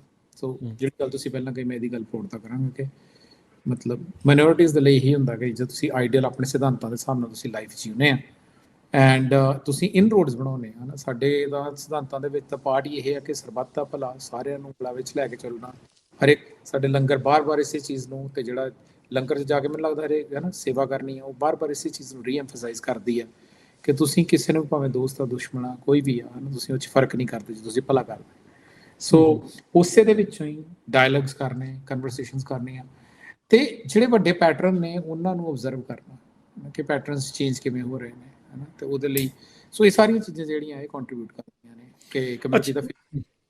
ਅੱਛਾ, ਚਲੋ ਦੋਨਾਂ ਪਾਰਟੀਆਂ ਦੇ ਲਈ ਫੰਡ ਰੇਜ਼ਿੰਗ ਕਰਦੇ, coming back to Gurjaspal point, I think ਆਪਾਂ ਨੂੰ ਦੋਨੋਂ ਪਾਸੇ ਹੱਥ ਰੱਖਣਾ ਵੀ ਚਾਹੀਦਾ, ਡਾਇਲਾਗ ਦੋਨੋਂ ਪਾਸੇ, ਕਿਉਂਕਿ ਜੀ ਧਿਰਾਂ ਜਿਹੜੀਆਂ ਉਹ ਬਦਲਦੀਆਂ ਰਹਿੰਦੀਆਂ ਇੱਥੇ। ਓਵਰਆਲ ਜੇ ਜੋ ਮੈਨੂੰ ਇੱਦਾਂ ਲੱਗ ਰਿਹਾ ਵੀ ਜਿੱਦਾਂ ਸ਼ੁਰੂਆਤ ਦੇ ਵਿੱਚ ਜਿੱਥੋਂ ਆਪਾਂ ਗੱਲ ਕੀਤੀ ਹੈ ਸ਼ੁਰੂ, ਵੀ ਇਕਨੋਮਿਕ ਮਫਾਦ ਜਿਹੜੇ ਆ ਉਹ ਮੋਹਰੇ ਆ ਸਟੇਟਾਂ ਦੇ।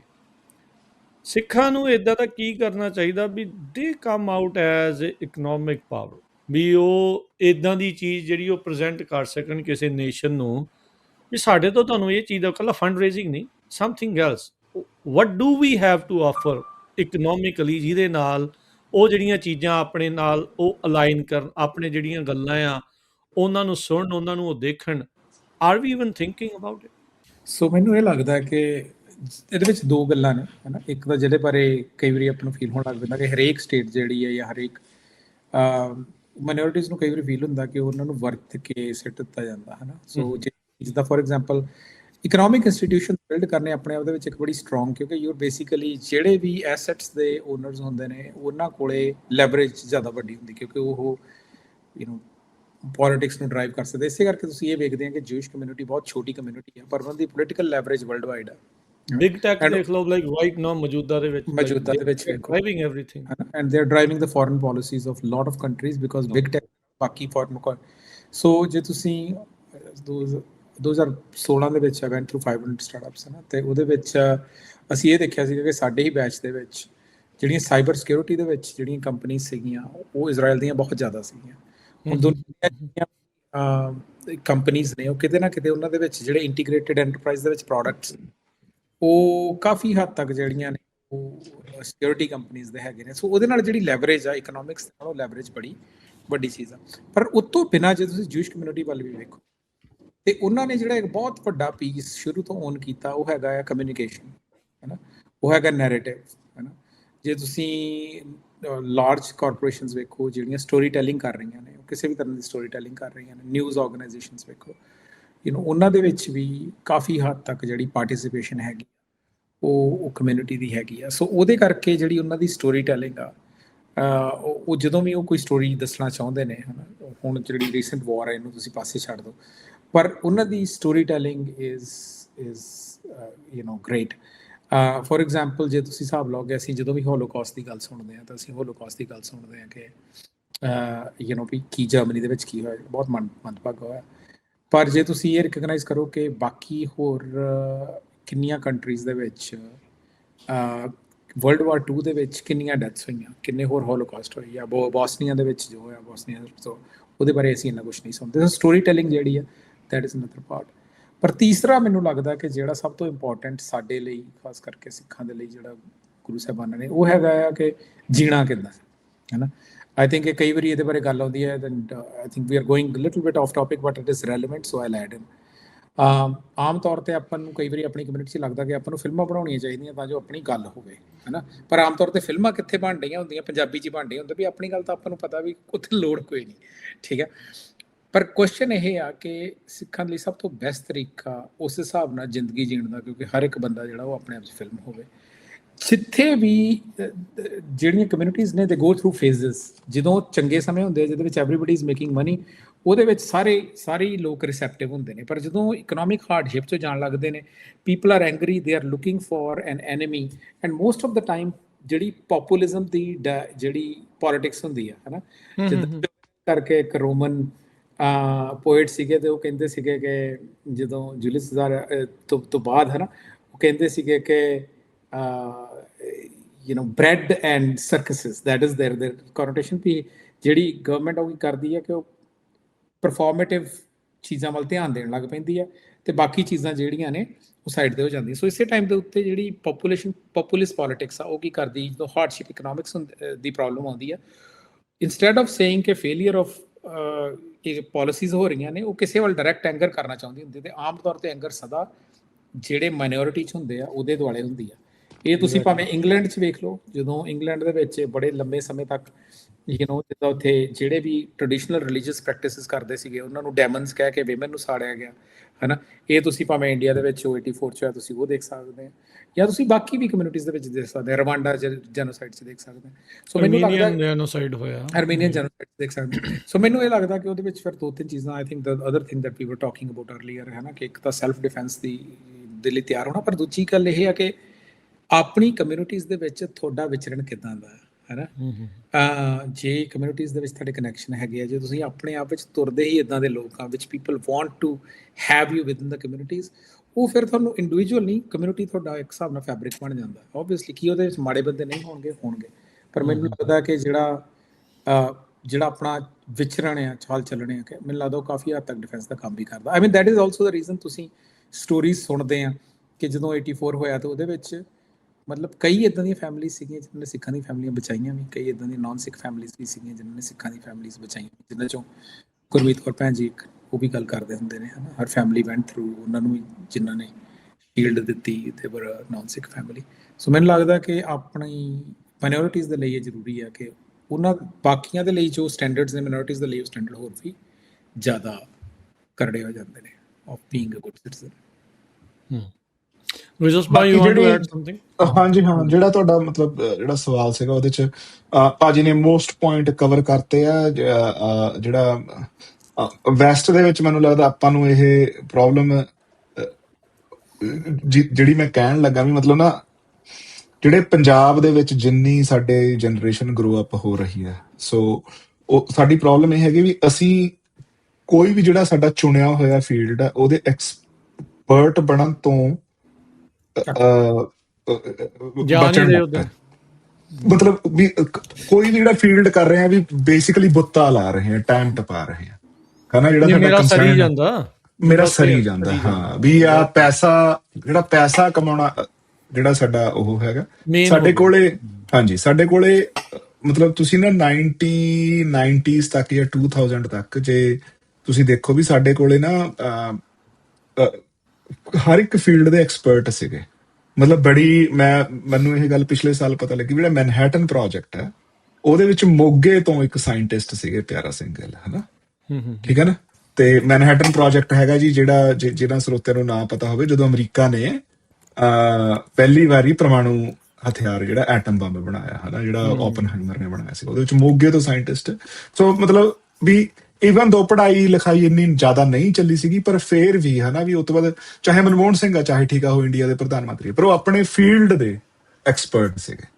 ਠੀਕ ਹੈ ਨਾ। ਫਿਰ ਆਪਾਂ ਜਿਹੜੀ ਫਾਈਬਰ ਆਪਟਿਕ ਦੀ ਆਪਾਂ ਦੇਖ ਲਈਏ, ਹਨਾ, ਵੀ ਕਪਾਨੀ ਹੋਣੀ, ਨਰਿੰਦਰ ਕਪਾਨ, ਹਨਾ। ਸੋ ਏਦਾਂ ਜੇ ਉਹ ਹੁਣ ਜਿਹੜੀ ਉਹ ਐਕਸਪਰਟੀਜ਼ ਵਾਲੀ ਗੱਲ ਹੈਗੀ ਆ, ਠੀਕ ਆ, ਉਹ ਅਮਰੀਕਾ ਕੈਨੇਡਾ ਦੇ ਵਿੱਚ ਜਿਹੜੇ ਸਾਡੇ ਬੱਚੇ ਆ ਉਹ ਸਟਿਲ ਮੈਨੂੰ ਲੱਗਦਾ ਇਸ ਚੀਜ਼ ਨੂੰ ਪਰਸਿਊ ਕਰ ਰਹੇ ਆ, ਪਰ ਉਹਦੇ ਵਿੱਚ ਵੀ ਜ਼ਿਆਦਾ ਜਿਹੜੇ ਮਤਲਬ ਜਿਹੜੀ ਡਾਕਟਰੀ ਤੱਕ ਜਾਂ ਇੰਜੀਨੀਅਰਿੰਗ ਤੱਕ ਹੀ ਰਹਿਣ ਦੀ, ਜਿਹੜੇ ਇੱਕ ਹੁੰਦਾ ਨਾ ਵੀ ਜਿਹੜਾ ਹਾਂ ਵੀ ਜਿਹੜੇ ਸਾਇੰਸਦਾਨ ਬਣਨਾ, ਵੀ ਮਤਲਬ ਆਪਣੇ ਫੀਲਡ ਦੇ ਪੈਰਾਮਾਊਂਟ ਬਣਨਾ, ਵੀ ਮਤਲਬ ਜਿਹੜੀ ਦੁਨੀਆ ਦੇ ਬੈਂਚਮਾਰਕ ਬਣਨਾ ਉੱਥੋਂ ਦੇ, ਹਾਂ ਉਹ ਚੀਜ਼। ਫਿਰ ਉਹਦੇ ਨਾਲ ਦੇ ਨਾਲ ਹੁਣ ਅਮਰੀਕਾ ਕੈਨੇਡਾ ਦੇ ਵਿੱਚ ਇਹ ਹੋ ਰਿਹਾ ਵੀ ਠੀਕ ਆ, ਸਾਡੇ ਬੱਚੇ ਐਕਸਪਰਟੀਜ਼ ਵੱਲ ਜਾ ਰਹੇ ਆ, ਪਰ ਫਿਰ ਜਿਹੜੇ ਉਹ ਵਾਲੇ ਬੱਚੇ ਆ ਫॉर ਸਮ ਰੀਜ਼ਨ ਉਹ ਸਿਧਾਂਤ ਨਾਲੋਂ ਮਤਲਬ ਉਹ ਕਮਿਊਨਿਟੀ ਦੇ ਨਾਲ ਟੁੱਟ ਜਾਂਦੇ ਆ, ਉਹ ਥਿੜਕ ਜਾਂਦੇ ਆ, ਹਨਾ। ਉਹ ਇਹਨਾਂ ਦੋਨਾਂ ਚੀਜ਼ਾਂ ਨੂੰ ਪੈਰਲਲ ਕਿਵੇਂ ਚਲਾਉਣਾ, ਠੀਕ ਹੈ। ਇਹ ਨਹੀਂ ਹੈਗਾ ਵੀ ਉਹ ਬਿਲਕੁਲ ਟੁੱਟ ਗਿਆ, ਠੀਕ ਹੈ ਨਾ। ਜਿਹੜਾ ਇੱਕ ਬੱਚਾ ਸਿੱਖਾਂ ਦੇ ਘਰ ਪੈਦਾ ਹੋਇਆ, ਗੁਰਦੁਆਰੇ ਗਿਆ, ਜਿਹਨੇ ਬਾਣੀ ਪੜ੍ਹੀ ਆ, ਉਹਨੂੰ ਬੇਸਿਕ ਚੀਜ਼ਾਂ ਦਾ ਸਮਝ ਹੁੰਦੀਆਂ ਨੇ, ਪਰ ਸਾਡੇ ਕੋਲੇ ਕੋਈ ਸਿਸਟਮਸ ਹੈ ਨਹੀਂ ਗੇ ਵੀ ਉਹਨਾਂ ਨੂੰ ਇਨਵੋਲਵ ਕਰ ਸਕੀਏ, ਠੀਕ ਹੈ ਨਾ। ਇੰਟੀਗ੍ਰੇਸ਼ਨ ਦੀ ਪ੍ਰੋਬਲਮ ਨਾ ਕਿਤੇ ਨਾ ਕਿਤੇ ਇਹ ਡਿਵਾਈਡ ਹੈਗਾ।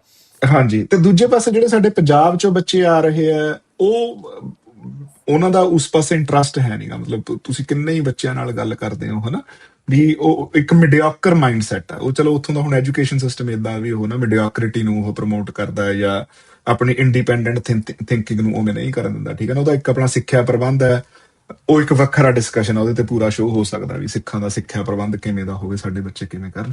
ਪਰ ਇਹ ਮੈਨੂੰ ਬਹੁਤ ਵੱਡਾ ਪੀਸ ਮਿਸਿੰਗ ਲੱਗਦਾ ਹੈ। ਜਿਹੜੇ ਬੱਚੇ ਸਾਡੇ ਉਹਨਾਂ ਪੋਜੀਸ਼ਨਸ ਤੇ ਹੈਗੇ ਆ, ਉਹ ਸਮਹਾਉ ਉਹਨਾਂ ਨੂੰ ਇਹ ਨਹੀਂ ਪਤਾ ਵੀ ਸਾਡੀ ਕਮਿਊਨਿਟੀ ਦੀਆਂ ਲੋੜਾਂ ਕਿੱਥੇ ਹੈ। ਜਿਨ੍ਹਾਂ ਨੂੰ ਫੇਰ ਵੀ ਮਾੜੀ ਮੋਟੀ ਇਹ ਗੱਲ ਸਮਝ ਹੈਗੀ, ਉਹ ਐਕਸਪਰਟਸ ਹੈ ਨਹੀਂ ਗੇ, ਉਹ ਠੀਕ ਹੈ ਨਾ, ਉਹ ਬਿਲਕੁਲ ਹਜੂਮ ਦਾ ਹਿੱਸਾ ਨੇ। ਉਹ ਕਨੈਕਸ਼ਨ ਕਿਵੇਂ ਬਣਾਉਣਾ ਤੇ ਉਸ ਤਰੀਕੇ ਦੇ ਪ੍ਰੋਸੈਸਿਸ ਇੰਸਟੀਟਿਊਸ਼ਨਸ ਗੁਰਦੁਆਰਿਆਂ ਦੇ ਥਰੂ ਜਾਂ ਵੈਸੇ, ਠੀਕ ਹੈ ਨਾ। ਤੇ ਉਹਦੇ ਚ ਆਬਵੀਅਸਲੀ ਮਤਲਬ ਸੰਗਤ ਬੜੀ ਜ਼ਰੂਰੀ ਹੈ, ਉਵੇਂ ਦੇ ਨੈਟਵਰਕਸ ਬਣਾਉਣੇ ਹਨ। ਇੱਥੇ ਗੁਰਜਸਪਾਲ ਰਵਿੰਦਰ ਸਿੰਘ ਜੀ, ਮੈਂ ਪੁੱਛਣਾ ਚਾਹੁੰਦਾ ਵੀ ਉੱਥੇ ਵੀ ਆਪਾਂ ਦੇਖਦੇ ਜ਼ੋਰ ਲੱਗਾ ਵੀ IAS ਬਣਾ ਲਓ, IPS ਬਣਾ ਲਓ, ਉੱਦਾਂ ਬਣਾ ਲਓ। ਕੀ ਉਸ ਪ੍ਰਬੰਧ ਦੇ ਵਿੱਚ ਜਾ ਕੇ ਇਹ ਜਿਹੜੀ ਚੇਂਜ ਦੀ ਆਸ ਲਾਈ ਬੈਠੇ ਆ, ਇਜ਼ ਦੈਟ ਈਵਨ ਪੋਸੀਬਲ? ਦੇਖੋ, ਮੈਨੂੰ ਲੱਗਦਾ ਕਿ ਕੋਈ ਵੀ ਐਂਡ ਇਹ ਕੁਐਸਚਨ ਬੜੇ ਚਿਰ ਤੋਂ, ਫੋਰ ਐਗਜ਼ਾਮਪਲ ਆਈ ਥਿੰਕ ਜਦੋਂ ਮੈਂ US ਦੇ ਵਿੱਚ ਹੁੰਦਾ ਸੀਗਾ ਤੇ ਜਦੋਂ ਸਿੱਖ ਕੋਲੀਸ਼ਨ ਦੇ ਨਾਲ ਕੰਮ ਕਰਦੇ ਹੁੰਦੇ ਸੀਗੇ ਤਾਂ they were fighting for Sikhs right to wear turbans in American US army, ਹੈ ਨਾ। ਤੇ ਇਸ ਦੇ ਬਾਰੇ ਉਹ ਬੜੀ ਵਾਰੀ ਅਕੋਮੋਡੇਸ਼ਨ ਦੀ ਗੱਲ, ਹੈ ਨਾ, ਬੜੀ ਵਾਰੀ ਤੁਰਦੀ ਹੁੰਦੀ ਸੀ। ਸੋ ਜੇ ਸਿੱਖ ਸਿਧਾਂਤ ਵਾਲੇ ਪੁਆਇੰਟ ਆਫ ਵਿਊ ਤੋਂ ਵੇਖੀਏ ਤੇ ਸਿੱਖ ਨੂੰ ਤਾਂ ਮਰਸਨਰੀ ਵਾਂਗੂ ਤਾਂ ਕਦੇ ਵੀ ਲੜਨਾ ਨਹੀਂ ਚਾਹੀਦਾ, ਹੈ ਨਾ। ਕਿ ਕਿਸੇ ਸਿੱਖ ਤਾਂ ਜੇ ਆਪਣਾ ਕਿਸੇ ਅਕਾਲ ਪੁਰਖ ਤੋਂ ਬਿਨਾਂ, ਹੈ ਨਾ, ਜੇ ਕਿਸੇ ਹੋਰ ਦੀ ਮੋਰਲ ਅਥਾਰਟੀ ਦੇ ਥੱਲੇ ਕਿਸੇ ਦੂਸਰੇ 'ਤੇ ਹਮਲਾ ਕਰ ਰਿਹਾ ਤਾਂ ਮੈਨੂੰ ਲੱਗਦਾ ਕਿ ਉਹ ਆਪਣੇ ਆਪ ਦੇ ਵਿੱਚ ਇੱਕ ਵੱਗਿਆ। ਸੋ ਇਹ ਕੁਐਸਚਨ ਅਸੀਂ ਆਪਸ ਵਿੱਚ ਬੜੀ ਵਾਰੀ ਡਿਸਕਸ ਕਰਦੇ ਹੁੰਦੇ ਸੀ ਕਿ ਕੀ is this the right way to do it, ਹੈ ਨਾ। ਕਿ ਜਿੱਦਾਂ ਉਹ ਕਹਿੰਦੇ path to hell is made filled with good intentions, ਹੈ ਨਾ। ਪਰ ਦੂਜੇ ਪਾਸੇ ਇਹ ਵੀ ਹੈ ਕਿ ਤੁਸੀਂ ਜਿਹੜੀਆਂ ਵੀ ਕਮਿਊਨਿਟੀਜ਼ ਦੇ ਵਿੱਚ ਰਹਿ ਰਹੇ ਹੋ, ਤੁਸੀਂ ਉਹਨਾਂ ਕਮਿਊਨਿਟੀਜ਼ ਦੇ ਵਿੱਚ ਤੁਸੀਂ ਜਿਹੜੀਆਂ ਓਪਰਚੁਨਿਟੀਜ਼ ਨੇ, ਹੈ ਨਾ, ਉਹਨਾਂ ਨੂੰ ਪਰਸਿਊ ਦਾ ਕਰਨਾ। ਸੋ ਮੈਨੂੰ ਲੱਗਦਾ ਕਿ ਜਿਹੜਾ ਓਵਰਆਲ ਇਹ ਦੋ ਵੱਖਰੇ ਲੇਅਰਸ ਦੇ ਉੱਤੇ ਕਨਵਰਸੇਸ਼ਨ ਆ। ਪਹਿਲਾ ਤੇ ਲਾਰਜਰ ਲੇਅਰ ਦੇ ਉੱਤੇ ਕਨਵਰਸੇਸ਼ਨ ਇਹ ਆ ਕਿ ਸਿੱਖਾਂ ਨੂੰ ਕਿੱਦਾਂ ਦੇ ਪ੍ਰੋਫੈਸ਼ਨਸ ਆ ਜਿਹੜੇ ਪਰਸਿਊ ਕਰਨੇ ਚਾਹੀਦੇ ਆ, ਹੈ ਨਾ, ਜੇ ਉਹਨਾਂ ਨੇ ਆਪਣੇ ਐਥੀਕਲ ਪੁਆਇੰਟ ਆਫ ਵਿਊ ਨੂੰ ਜਨਰੇਸ਼ਨਸ ਤੱਕ ਮੂਹਰੇ ਰੱਖਣਾ, ਹੈ ਨਾ। ਜਿੱਦਾਂ ਫੋਰ ਐਗਜ਼ਾਮਪਲ ਮੈਂ ਐਗਜ਼ਾਮਪਲ ਦੇਵਾਂਗਾ ਕਿ ਮੁਸਲਿਮਸ ਦੇ ਵਿੱਚ ਇਹ ਗੱਲ ਬੜੇ ਚਿਰ ਤੋਂ ਸੀਗੀ ਕਿ ਦੇ ਡੋਂਟ ਉਹ ਜਿਹੜੀ ਸੂਦਖੋਰੀ ਆ ਉਹ ਨਹੀਂ ਕਰਦੇ। ਕੈਥੋਲਿਕ ਕ੍ਰਿਸਚਨਸ ਦੇ ਵਿੱਚ ਹੁੰਦੀ ਸੀ, ਉਹਦੇ ਕਰਕੇ ਜ਼ਿਆਦਾ ਜਿਹੜਾ ਇਹ ਕੰਮ ਆ ਉਹ ਜੂਇਸ਼ ਸੁਸਾਇਟੀਜ਼ ਕੋ ਗਿਆ ਜਿਨ੍ਹਾਂ ਨੂੰ ਬਾਕੀ ਮਾਰਕੀਟ ਤੋਂ ਐਕਸੈਸ ਨਹੀਂ ਸੀ ਹੁੰਦਾ। ਤੇ ਪਰ ਜਿਹੜੇ ਮੁਸਲਿਮ ਕੰਟਰੀਜ਼ ਨੇ ਉਹਨਾਂ ਵਿੱਚ ਤੁਸੀਂ ਵੇਖੋਗੇ ਕਿ ਜਿਹੜੀ ਇੰਟਰਸਟ ਦਾ ਆਈਡੀਆ ਨਹੀਂ ਹੈਗਾ, ਉਹਨੂੰ ਡਿਫਰੈਂਟ ਤਰੀਕੇ ਨਾਲ ਫੀਸ ਐਂਡ ਉਹ ਸਾਰਾ ਕੁਛ ਕਰਦੇ, ਪਰ ਇੰਟਰਸਟ ਸੂਦਖੋਰੀ ਨਹੀਂ ਕਰਦਾ, ਹੈ ਨਾ। So I think larger point of view ਤੋਂ I think Sikhs ਦੀ ਜਿਹੜੀ ਨੈਚੁਰਲ ਟੈਂਡੈਂਸੀ ਉਹ ਟੂਵਰਡਸ ਇੰਸਟੀਟਿਊਸ਼ਨ ਆਰਗੇਨਾਈਜੇਸ਼ਨ ਬਿਲਡਿੰਗ ਚਾਹੀਦੀ ਹੈ, ਭਾਵੇਂ ਕੰਪਨੀਜ਼ ਬਿਲਡਿੰਗ ਹੋ ਗਈ, ਆਰਗੇਨਾਈਜੇਸ਼ਨ ਬਿਲਡਿੰਗ ਹੋ ਗਈ, ਹੈ ਨਾ। ਪਰ ਮੈਂ ਕਹੂੰਗਾ ਕਿ ਉਹਦੇ ਉੱਤੋਂ ਸੈਕਿੰਡ ਲੇਅਰ ਇਹ ਆ ਕਿ ਜਿਹੜੇ ਵੀ ਪ੍ਰੋਫੈਸ਼ਨਸ ਉਹ ਚੂਜ਼ ਕਰ ਰਹੇ ਨੇ, ਇਟ ਡਜ਼ਨਟ ਮੈਟਰ ਕਿਹੜੇ, ਜਿਨ੍ਹਾਂ ਨੇ ਕਿਸੇ ਨੇ ਡਾਕਟਰ ਬਣ ਰਹੇ ਨੇ, ਇਟਸ ਡਜ਼ਨਟ ਮੈਟਰ ਜੋ ਡਾਕਟਰ ਬਣ ਰਹੇ ਨੇ ਤਾਂ ਆਰ ਦੇ ਬੀਇੰਗ ਦ ਟੌਪ 1%, ਹੈ ਨਾ, ਵਿਦਿਨ ਦੇਅਰ ਪ੍ਰੋਫੈਸ਼ਨ। ਐਂਡ ਮੈਂ ਇਹ ਦੇਖਿਆ ਕਿ ਵੰਸ ਤੁਸੀਂ ਉਸ ਲੈਵਲ ਦੇ ਉੱਤੇ ਜੇ ਤੁਸੀਂ ਟੌਪ 1% ਤੇ ਹੁੰਦੇ ਤੁਹਾਡਾ ਇੰਪੈਕਟ ਬਹੁਤ ਵੱਡਾ ਹੋ ਜਾਂਦਾ। ਜਿਵੇਂ ਆਪਣੇ ਮੇਰੇ ਦੋਸਤ ਨੇ ਸਿਮਰਨਜੀਤ ਸਿੰਘ, ਉਹ ਇੱਥੇ ਪ੍ਰੋਫੈਸਰ ਕੋਲੰਬੀਆ 'ਚ ਰਹੇ ਨੇ ਤੇ ਰਿਲੀਜੀਅਸ ਸਟੱਡੀਜ਼ ਦੇ ਉਹ ਪ੍ਰੋਫੈਸਰ ਨੇ। ਹੁਣੇ ਉਹਨਾਂ ਨੇ ਆਪਣੀ ਇੱਕ ਡਾਕੂਮੈਂਟਰੀ ਕੱਢੀ ਆ on religions and it's going to be broadcasted. ਤੇ ਉਹ ਵੱਖਰੇ ਰਿਲੀਜਨਸ ਦੇ ਨਾਲ ਉਹ ਇੰਟਰ ਰਿਲੀਜਨ ਡਾਇਲੋਗ ਜਿਹੜਾ ਆ ਉਹ ਕਾਫੀ ਹੱਦ ਤੱਕ ਕਰਦੇ ਨੇ। ਉਹਨਾਂ ਦੀ ਵਾਈਫ ਜਿਹੜੀ ਆ ਸ਼ੀ ਇਜ਼ ਅ ਡਾਕਟਰ, ਪਰ ਹੁਣੇ ਉਹ I think UN ਦਾ ਜਿਹੜਾ this is an organisation the part ਹੈਗਾ ਆ ਅਰਾਊਂਡ ਸਿਵਲ ਰਾਈਟਸ, ਉਹਦੇ ਵਿੱਚ ਉਹ she has been selected. So I think ਜਿਹੜਾ ਵੀ ਪ੍ਰੋਫੈਸ਼ਨ ਚੂਜ਼ ਕਰ ਰਹੇ ਨੇ, ਮੀਡੀਓਕ੍ਰਿਟੀ ਦਾ ਆਈਡੀਆ ਮੈਨੂੰ ਲੱਗਦਾ ਪਈ ਜਿਹੜਾ ਸਿੱਖ ਇਥੋਸ ਨੇ ਉਹ ਮੀਡੀਓਕ੍ਰਿਟੀ ਦੇ ਆਈਡੀਆ ਚੋਂ ਕੱਢਦਾ ਵੀ ਮੀਡੀਓਕ੍ਰਿਟੀ ਚੋਂ ਨਿਕਲੋ ਤੇ I think everything else will follow. ਤੇ ਦੂਸਰੀ ਗੱਲ ਇਹ ਆ ਵੀ ਉਹ ਸਾਰੇ ਦੇ ਵਿੱਚ ਮੀਰੀ ਪੀਰੀ ਵਾਲੀ ਗੱਲ ਮੁੜ ਕੇ ਆ ਜਾਂਦੀ ਆ, ਜਿਹੜੀ ਲਾਈਫ ਵਰਲਡਲੀ ਪਰਸਿਊਟ ਨੇ ਉਹ ਵੀ ਮੀਰੀ ਹੀ ਆ, ਹੈ ਨਾ। ਮੇਰੀ ਇਕੱਲਾ ਕਿਰਪਾਨ ਨਹੀਂ ਹੈਗੀ। ਪਰ ਜੇ ਤੁਹਾਨੂੰ ਉਹ ਚੇਤਾ ਰਹਿੰਦਾ ਕਿ okay why are you doing what you are doing, ਤੇ ਦਾ ਕਮਿਊਨਿਟੀ ਦਾ ਕੰਪੋਨੈਂਟ ਕੀ ਆ, ਹੈ ਨਾ, how are you contributing back to the community ਤੁਸੀਂ। ਤੇ ਫਿਰ ਮੈਨੂੰ ਲੱਗਦਾ ਕਿ ਫਿਰ ਤੁਹਾਨੂੰ ਕਤਰਾ ਕਰਕੇ ਜਿਹੜਾ ਸਮੁੰਦਰ ਬਣ ਜਾਂਦਾ। ਬਾਕੀ ਦੂਜੀ ਗੱਲ ਹੈਗੀ ਹੈ ਆਪਣੇ ਰਾਜਕਰਨ, ਤੁਸੀਂ ਮੈਨੂੰ ਲੱਗਦਾ ਬ੍ਰੇਕ ਲੈਣ ਲੱਗੇ। ਹਾਂਜੀ, ਮੈਂ ਬ੍ਰੇਕ ਦੇ ਲਈ ਰੁਕਣਾ ਸੀਗਾ। ਫਿਰ ਆਪਾਂ ਜਿਹੜੀ ਗੱਲ ਪਹਿਲਾਂ ਕੀਤੀ ਸੀਗੀ, ਜਿਹੜੀ ਅਰਵਿੰਦਰ ਸਿੰਘ ਹੋਣਾ ਨੇ ਥੋੜ੍ਹੀ ਜਿਹੀ ਹੋਈ ਡੀਮਿਲਟਰਾਈਜ਼ ਕਰਨ ਦੇ ਲਈ ਸੈਲਫ ਡਿਫੈਂਸ ਵਾਲੀ ਜਿਹੜੀ ਚੀਜ਼ ਆ ਉਸ ਦੇ ਉੱਤੇ ਕਿਸ ਤਰੀਕੇ ਦੇ ਨਾਲ ਆਪਣੀ ਦੇ ਉੱਤੇ ਉਸ ਸਿਧਾਂਤ ਦੇ ਉੱਤੇ ਉਹ ਅਟੈਕ ਹੋ ਰਿਹਾ ਤੇ ਕਿਵੇਂ ਉਸ ਦੀ ਸਟਲਟੀ ਨੂੰ ਸਮਝਣਾ, ਆਪਾਂ ਉਸ ਉੱਤੇ ਕੰਟੀਨਿਊ ਕਰਾਂਗੇ ਗੱਲਬਾਤ ਨੂੰ। ਇੱਕ ਛੋਟੀ ਜਿਹੀ ਆਪਾਂ ਬ੍ਰੇਕ ਲੈ ਕੇ ਮੁੜਦੇ ਹਾਂ। ਬ੍ਰੇਕ ਤੋਂ ਬਾਅਦ ਇੱਕ ਵਾਰੀ ਫਿਰ ਆਪ ਸਭ ਦਾ ਸਵਾਗਤ ਕਰਦੇ ਹਾਂ ਪ੍ਰੋਗਰਾਮ ਅਪਡੇਟ ਕੈਨੇਡਾ। ਮੇਰੇ ਨਾਲ ਜੁੜੇ ਹੋਏ ਨੇ ਅਰਵਿੰਦਰ ਸਿੰਘ ਕੰਗ ਤੇ ਗੁਰਜਸਪਾਲ ਸਿੰਘ, ਦੋਨਾਂ ਨੂੰ ਜੀ ਆਇਆਂ ਨੂੰ ਇੱਕ ਵਾਰੀ ਫਿਰ ਸਤਿ ਸ਼੍ਰੀ ਅਕਾਲ। ਸਤਿ ਸ਼੍ਰੀ ਅਕਾਲ ਜੀ। ਸੋ ਆਪਾਂ ਗੱਲਬਾਤ ਜਿਹੜੀ ਉਹ ਕਰ ਰਹੇ ਸੀ ਸਿਧਾਂਤ ਨੂੰ ਲੈ ਕੇ ਵੀ, ਉਹ ਸਾਰੀਆਂ ਜਿਹੜੀਆਂ ਚੀਜ਼ਾਂ ਵੀ ਐਜ਼ ਏ ਕਮਿਊਨਿਟੀ ਆਪਾਂ ਕਿੱਦਾਂ ਅੱਗੇ ਵਧਣਾ ਵੀ ਆ ਤੇ ਕਿਹੜੀਆਂ ਚੀਜ਼ਾਂ ਨੂੰ ਆਪਾਂ ਇੰਪੋਰਟੈਂਸ ਜਿਹੜੀ ਉਹ ਦੇਣੀ ਹੈ। ਪਰ ਉਸੇ ਦੇ ਪੈਰਲਲ ਓਬਵੀਅਸਲੀ ਇੱਕ ਵੱਡੀ ਵਾਰ ਦੇ ਵਿੱਚ, ਇੱਕ ਵੱਡੀ ਲੜਾਈ ਦੇ ਵਿੱਚ ਬਹੁਤ ਸਾਰੀਆਂ ਛੋਟੀਆਂ ਬੈਟਲਸ ਜਿਹੜੀਆਂ ਉਹ ਪੈਰਲਲੀ ਚੱਲ ਰਹੀਆਂ ਹੁੰਦੀਆਂ। ਉਹਨਾਂ ਦੇ ਵਿੱਚੋਂ ਇੱਕ ਬੈਟਲ ਇਹ ਵੀ ਚੱਲ ਰਹੀ ਹੈ ਇਸ ਟਾਈਮ, ਜਿਹੜੀ ਚਿਰ ਤੋਂ ਹੀ ਆ ਉੱਦਾਂ ਕਹਿ ਸਕਦੇ ਹਾਂ, ਸਿੱਖਾਂ ਦੇ ਸਿਧਾਂਤਾਂ ਦੇ ਉੱਤੇ ਲਗਾਤਾਰ ਜਿਹੜੇ ਹਮਲੇ ਆ ਉਹ ਨਾਲ ਦੇ ਨਾਲ ਹੋ ਰਹੇ ਆ। ਸਿੱਖਾਂ ਦੀ ਜਿਹੜੀ ਸੈਲਫ ਡਿਫੈਂਸ ਦੇ ਲਈ ਕਿਰਪਾਨ ਆ, ਮੀਰੀ ਪੀਰੀ ਦੀ ਆਪਾਂ ਗੱਲ ਕਰ ਰਹੇ ਸੀ ਬ੍ਰੇਕ ਤੋਂ, ਜਿਹੜਾ ਉਹ ਪਹਿਲਾਂ ਇੱਕ ਐਂਗਲ ਜਿਹੜਾ ਉਸ ਦੇ ਵਿੱਚ ਵੀ ਆ ਇਹ ਸੈਲਫ ਡਿਫੈਂਸ ਦੇ ਉੱਤੇ ਰੀਸੈਂਟਲੀ ਜਿਹੜੇ ਅਟੈਕ ਆ ਉਹ ਸਟਲਟੀ ਤੋਂ ਵੱਧ ਕੇ ਸ਼ਰੇਆਮ ਜਿਹੜੇ ਉਹ ਹੋਣੇ ਸ਼ੁਰੂ ਹੋ ਗਏ।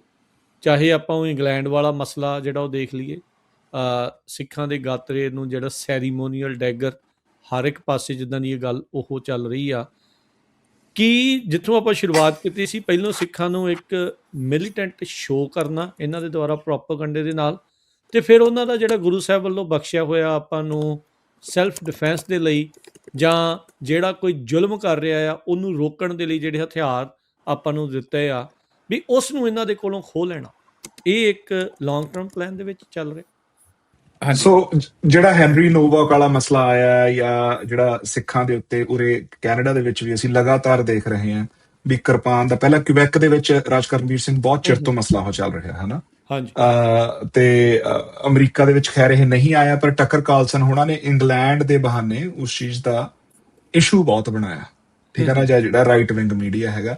ਸੋ ਉਹ ਬੇਸਿਕਲੀ ਉਹਦੇ ਚ ਮੈਨੂੰ ਲੱਗਦਾ ਵੀ ਜਿਹੜੀ ਉਹਨਾਂ ਦਾ ਜਿਹੜਾ ਅਟੈਕ ਕਰਨ ਦਾ ਤਰੀਕਾ ਉਹਨੇ ਮੈਨੂੰ ਸਰਪ੍ਰਾਈਜ਼ ਨਹੀਂ ਕੀਤਾ, ਪਰ ਜਿਹੜਾ ਜਿਸ ਤਰੀਕੇ ਨਾਲ ਅਸੀਂ ਡਿਫੈਂਸ ਕੀਤਾ ਉਹ ਮੈਨੂੰ ਬੜਾ ਸਰਪ੍ਰਾਈਜ਼ਿੰਗ ਲੱਗਿਆ। ਵੀ ਠੀਕ ਹੈ ਵੀ ਜਦੋਂ ਲਾਅ ਪਾਸ ਕਰਵਾਇਆ ਉਦੋਂ ਇਹੀ ਗੱਲ ਕਹਿ ਕੇ ਕਰਵਾਇਆ ਵੀ ਹਾਂ ਇਹ ਸੈਰੇਮੋਨੀਅਲ ਡੈਗਰ ਹੈ। ਤੇ ਈਵਨ ਜੇ ਕੈਨੇਡਾ ਦੇ ਵਿੱਚ ਮੈਨੂੰ ਲੱਗਦਾ ਸਪੈਸੀਫਿਕ ਆਪਾਂ ਲਾਅ ਦੇ ਵਿੱਚ ਜਾਣਾ ਪਵੇ, ਉਹਦੇ ਵਿੱਚ ਇਹ ਵੀ ਹੈਗਾ ਵੀ ਉਹ ਉਹਦੇ ਤੇ ਜਿਹੜੀ ਸ਼੍ਰੀ ਸਾਹਿਬ ਹੈ ਉਹਦੇ ਤੇ ਲੌਕ ਪੈਂਦਾ ਹੋਵੇ ਤੇ ਉਹ ਈਜ਼ੀਲੀ ਨਿਕਲ ਨਾ ਸਕੇ, ਠੀਕ ਹੈ ਨਾ। ਪਰ ਇਸ ਚੀਜ਼ ਨੂੰ ਬਿਲਕੁਲ ਏਦਾਂ ਡਿਫੈਂਸ ਚੋਂ ਲੈ ਕੇ ਜਾਣਾ ਵੀ ਨਹੀਂ ਨਹੀਂ ਨਹੀਂ, ਜਿਹੜੀ ਸਾਨੂੰ ਗੁਰੂ ਸਾਹਿਬ ਨੇ ਸ਼੍ਰੀ ਸਾਹਿਬ ਦਿੱਤੀ ਹੈ ਉਹ ਸਿੰਪਲੀ ਇੱਕ ਸਿੰਬਲ ਹੈ, ਪਹਿਰਾਵੇ ਦਾ ਹਿੱਸਾ ਹੀ ਹੈ, ਇੱਕ ਸਿਰਫ ਦਿਖਾਉਣ ਲਈ ਹੈਗਾ। ਉਹ ਬਿਲਕੁਲ ਹੀ ਉਸ ਪਰਪਸ ਨੂੰ ਬੀਟ ਕਰ ਦੇਣਾ, ਡਿਲਿਊਟ ਹੀ ਕਰਦਾ, ਖਤਮ ਹੀ ਕਰਦਾ, ਹੈ ਨਾ। ਹਾਂਜੀ ਹਾਂ।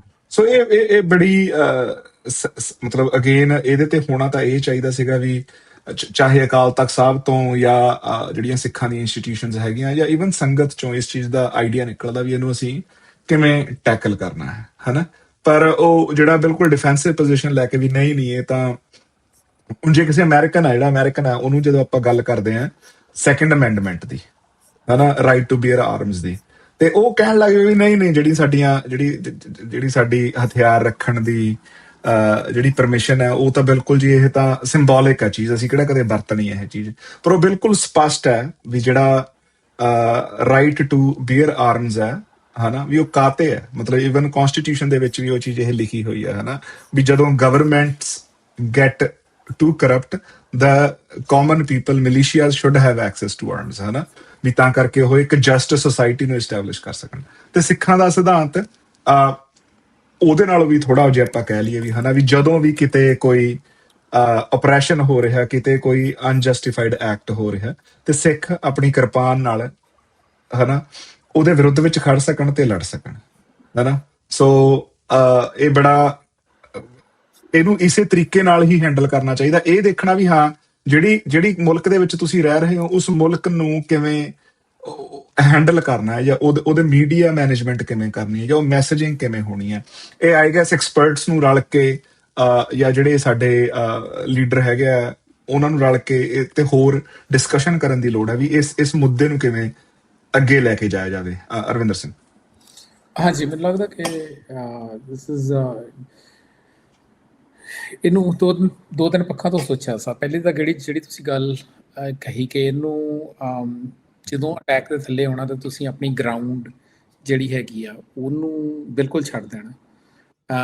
ਫੋਰ ਐਗਜ਼ਾਮਪਲ ਮੈਂ ਜਦੋਂ ਕਨਵਰਸੇਸ਼ਨ ਸੁਣੀ ਸੀਗੀ, ਪਹਿਲੀ ਕਨਵਰਸੇਸ਼ਨ ਇਹ ਹੋਣ ਲੱਗ ਗਈ ਕਿ ਨਹੀਂ ਕਿਰਪਾਨ ਨਹੀਂ ਸੀ, ਡੈਗਰ ਸੀ, ਜੋ ਵੀ ਗਰਾਊਂਡ ਦੇ ਉੱਤੇ ਜੋ ਫੈਕਟਸ ਹਨ, ਹੈ ਨਾ। ਪਰ ਮੈਨੂੰ ਲੱਗਦਾ ਵੀ ਉਹ ਬੜੀ ਡਿਫੈਂਸਿਵ ਪੋਜੀਸ਼ਨਿੰਗ ਤੋਂ ਉਹ ਕਨਵਰਸੇਸ਼ਨ ਹੋ ਰਹੀ ਸੀਗੀ। ਕੁਛ ਹੱਦ ਤੱਕ ਸ਼ਾਇਦ ਉਹ ਮੌਕੇ ਦੇ ਲਈ ਰੈਲੇਵੈਂਟ ਵੀ ਹੋਏ, ਬਿਕੋਜ਼ ਮੈਨੂੰ ਲੱਗਦਾ ਕਿ ਜਿਸ ਹਿਸਾਬ ਨਾਲ ਇਹਦੇ ਬਾਰੇ ਤਾਂ ਹੁਣ ਕੋਈ ਡਾਊਟ ਨਹੀਂ ਆ ਕਿ ਇਹ ਜਿਹੜੇ ਨਿਓਨਾਜ਼ੀ ਨੈਟਵਰਕ ਸੀਗੇ, ਸੁਪਰੈਮਿਸਿਸਟ ਨੈਟਵਰਕ ਸੀਗੇ, ਉਹਨਾਂ ਨੇ ਇਹਨੂੰ ਦੱਬ ਕੇ ਫਿਊਲ ਕੀਤਾ। ਇੱਦਾਂ ਦੇ ਹੀ ਇੰਸੀਡੈਂਟ ਜਿਹੜੇ ਨੇ ਉਹ ਸਿੱਖਾਂ ਦੇ ਨਾਲ ਬਹੁਤ ਆਮ ਵੇਖਣ ਨੂੰ ਮਿਲੇ। ਫੋਰ ਐਗਜ਼ਾਮਪਲ UK ਦੇ ਵਿੱਚ ਸੁਪਰੈਮਿਸਿਸਟ ਨੇ ਇੱਕ ਵਿਮਨ ਨੂੰ ਹਾਰਮ ਕੀਤਾ ਸੀਗਾ। ਉਦੋਂ ਇੱਦਾਂ ਦਾ ਰਿਫਲੈਕਸ਼ਨ ਵੇਖਣ ਨੂੰ ਨਹੀਂ ਮਿਲਿਆ। ਅਤੇ ਇਹ ਜਿਹੜੀ ਨੈਸ਼ਨਲਿਸਟ ਹੈਜੇਮੋਨਿਕ ਆਈਡੈਂਟਿਟੀ ਆ ਉਹਨੂੰ ਇੱਕ ਰੇਸ਼ੀਅਲ ਆਇਡੈਂਟੀਟੀ ਦੇ ਨਾਲ ਅਟੈਚ ਕਰਨਾ, ਇਹ ਕਲਾਸਿਕ ਜਿਹਨੂੰ ਤੁਸੀਂ ਕਹਿ ਸਕਦੇ ਆ ਕਿ ਸੁਪਰੈਮਿਸਿਸਟ ਪਾਰਟੀਜ਼ ਜਿਹੜੀਆਂ ਉਹਨਾਂ ਦਾ ਰਾਈਜ਼ ਜਿਹੜਾ ਉਹ ਤੁਸੀਂ ਵੇਖਣ ਨੂੰ ਮਿਲਿਆ। ਓਵਰਆਲ ਹੀ ਗਲੋਬਲ ਫਿਨੋਮੀਨਾ ਹੈਗਾ। ਸੋ ਇਹਦੇ ਵਿੱਚ ਜਿਹੜਾ ਸਿੱਖਾਂ ਦਾ ਰਿਐਕਸ਼ਨ ਸੀਗਾ, ਮੈਨੂੰ ਲੱਗਦਾ ਉਹ ਕੀ ਹੋਣਾ ਚਾਹੀਦਾ ਸੀਗਾ। ਉਹਦੇ ਵਿੱਚ ਪਹਿਲਾਂ ਤਾਂ ਸਿੱਖਾਂ ਦਾ ਰਿਐਕਸ਼ਨ ਜਿਹੜਾ ਸੀਗਾ ਵੀ ਜਿਹੜੀ ਕੰਟੇਨਮੈਂਟ ਸੀਗੀ, ਆਊਟਰੀਚ ਸੀਗੀ ਜਿਹੜੀ ਸਿੱਖਾਂ ਨੇ ਕੀਤੀ, ਵੀ ਜਿਹੜੀ ਨੈਗੇਟਿਵ ਨੂੰ ਅਤੇ ਪੋਜ਼ੀਟਿਵ ਨੂੰ ਨਿਖੇੜਿਆ, ਆਈ ਥਿੰਕ ਉਹ ਇਹਨਾਂ ਬਹੁਤ ਵਧੀਆ ਕੀਤਾ। ਉਹਦੇ ਵਿੱਚ ਅਸੀਂ ਇਹ ਵੀ ਵੇਖਿਆ ਕਿ ਜਿਹੜੀਆਂ ਨੌਨ ਸਿੱਖ ਵੋਇਸਿਸ ਸੀਗੀਆਂ ਉਹ ਸਿੱਖਾਂ ਦੀ ਸਪੋਰਟ ਦੇ ਵਿੱਚ ਵੀ ਆਈਆਂ। ਤਾਂ ਮੈਨੂੰ ਲੱਗਦਾ ਜਿਹੜੀ ਸੋਸ਼ਲ ਕ੍ਰੈਡੀਬਿਲਿਟੀ ਸਿੱਖਾਂ ਨੇ ਓਵਰ ਦਾ ਟਾਈਮ ਆਪਣੇ ਐਕਸ਼ਨਸ ਦੇ ਨਾਲ ਗੇਨ ਕੀਤੀ ਹੈ। ਜਿੱਦਾਂ ਫੋਰ ਐਗਜ਼ਾਮਪਲ ਜਿੱਥੇ ਵੀ ਕ੍ਰਾਈਸਿਸ ਦੇ ਸਮੇਂ 'ਤੇ ਉਹ ਪਹੁੰਚ ਰਹੇ ਨੇ, ਜਾਂ ਓਵਰਆਲ ਜਿਹੜਾ ਅਸੀਂ ਮਤਲਬ ਜਿਹੜਾ ਓਵਰਆਲ ਐਵਰੇਜ ਕਰੈਕਟਰ ਵੇਖੀਏ ਸਿੱਖਾਂ ਦਾ, ਜਿਹੜੀ ਵੀ ਜਗ੍ਹਾ 'ਤੇ ਉਹ ਹੈਗੇ ਨੇ, ਉਹ ਪੋਜ਼ੀਟਿਵ ਹੀ ਸ਼ੋ ਹੈ। ਅਤੇ ਆਈ ਥਿੰਕ ਉਹ ਕ੍ਰੈਡੀਬਿਲਿਟੀ ਨੇ ਇਸ ਚੀਜ਼ ਨੂੰ ਹੈਲਪ ਕੀਤਾ। ਪਰ ਹੁਣ ਜੇ ਅਸੀਂ ਗੇਮ ਵੇਖੀਏ, ਹੁਣ ਗੇਮ ਕਾਫੀ ਹੱਦ ਤੱਕ ਚੇਂਜ ਹੋ ਰਹੀ ਹੈ। ਉਹਦੇ ਵਿੱਚ ਕਿਉਂਕਿ ਜਿਹੜੀ ਜਦੋਂ ਨੌਲੇਜ ਹਰ ਪਾਸੇ ਅਵੇਲੇਬਲ ਹੁੰਦੀ ਹੈ ਤਾਂ ਕ੍ਰੈਡੀਬਿਲਿਟੀ ਜਿਹੜੀ ਆ ਉਹ ਸੋਸ਼ਲ ਕੈਪੀਟਲ ਬਣ ਜਾਂਦੀ ਹੈ। And credibility starts to become a weightage ਜਿਹੜੀ ਫਾਈਟ ਕੀਤੀ। ਫੋਰ ਐਗਜ਼ਾਮਪਲ ਮੈਂ ਤੁਹਾਨੂੰ ਇੱਕ ਇੱਥੇ ਦੀ ਗੱਲ ਦੱਸਦਾ।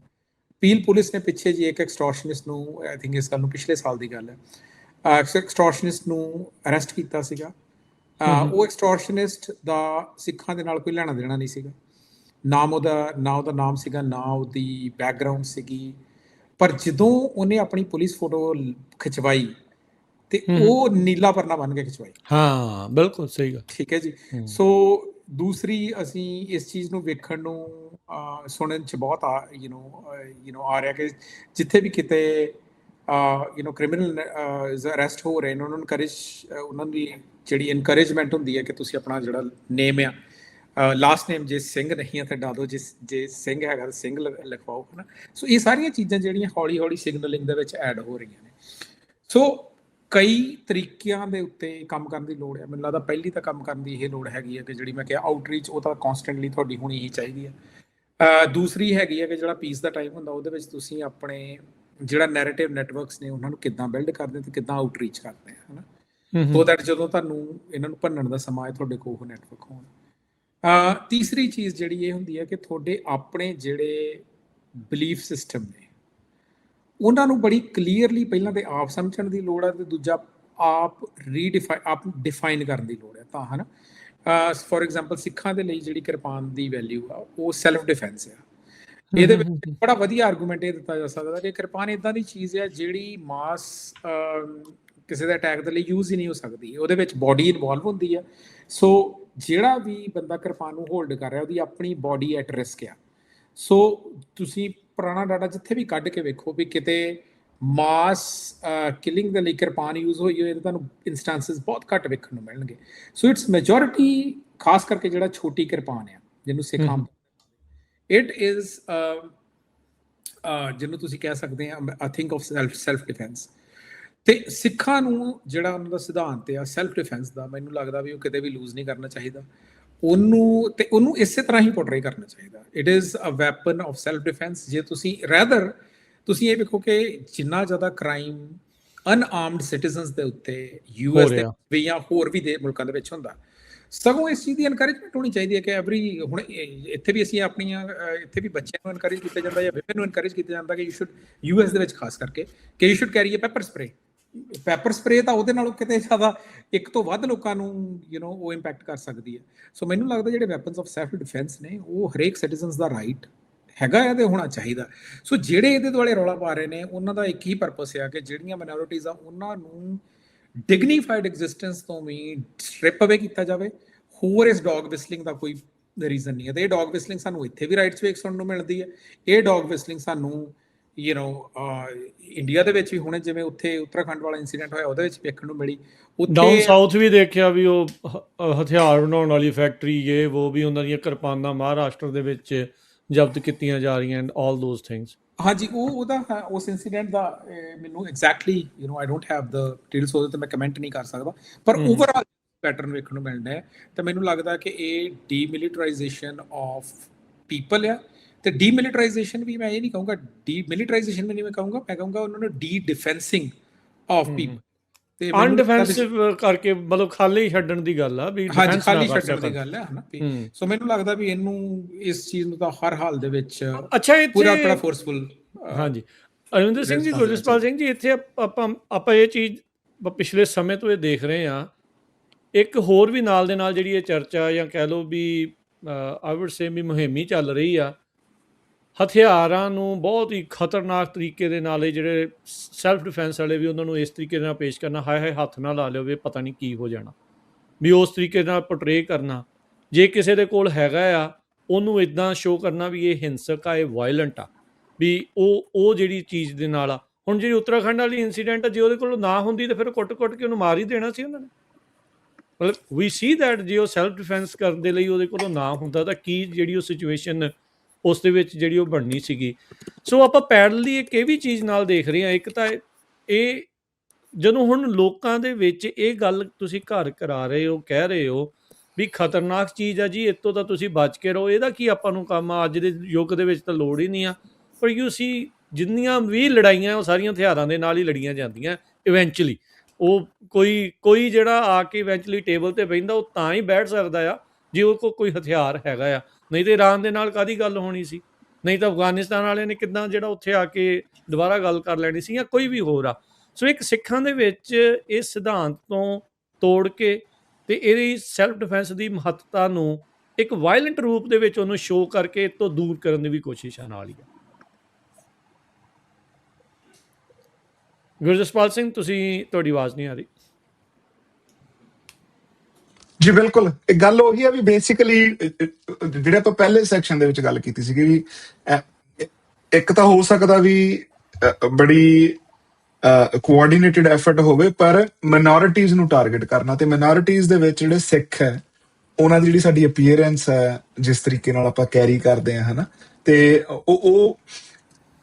ਉਹ ਚੀਜ਼ ਟਾਰਗੇਟ ਕਰਨਾ ਬਹੁਤ ਸੌਖਾ ਹੋ ਜਾਂਦਾ, ਠੀਕ ਹੈ ਨਾ। ਤੇ ਉਹਦੇ ਵਿੱਚ ਜਿਹੜੇ ਹਥਿਆਰ ਆ ਉਹ ਸਭ ਤੋਂ ਪਹਿਲਾਂ, ਹੁਣ ਮੈਂ ਪਹਿਲਾਂ ਟਕਰ ਕਾਰਲਸਨ ਦਾ ਨਾਂ ਲਿਆ, ਰਾਜ ਕਰਨਵੀਰ ਸਿੰਘ ਹਨਾ, ਵੀ ਟਕਰ ਕਾਰਲਸਨ ਸੈਕੰਡ ਅਮੈਂਡਮੈਂਟ ਦਾ ਸਟਰੋਂਗੈਸਟ ਐਡਵੋਕੇਟ ਹੈ।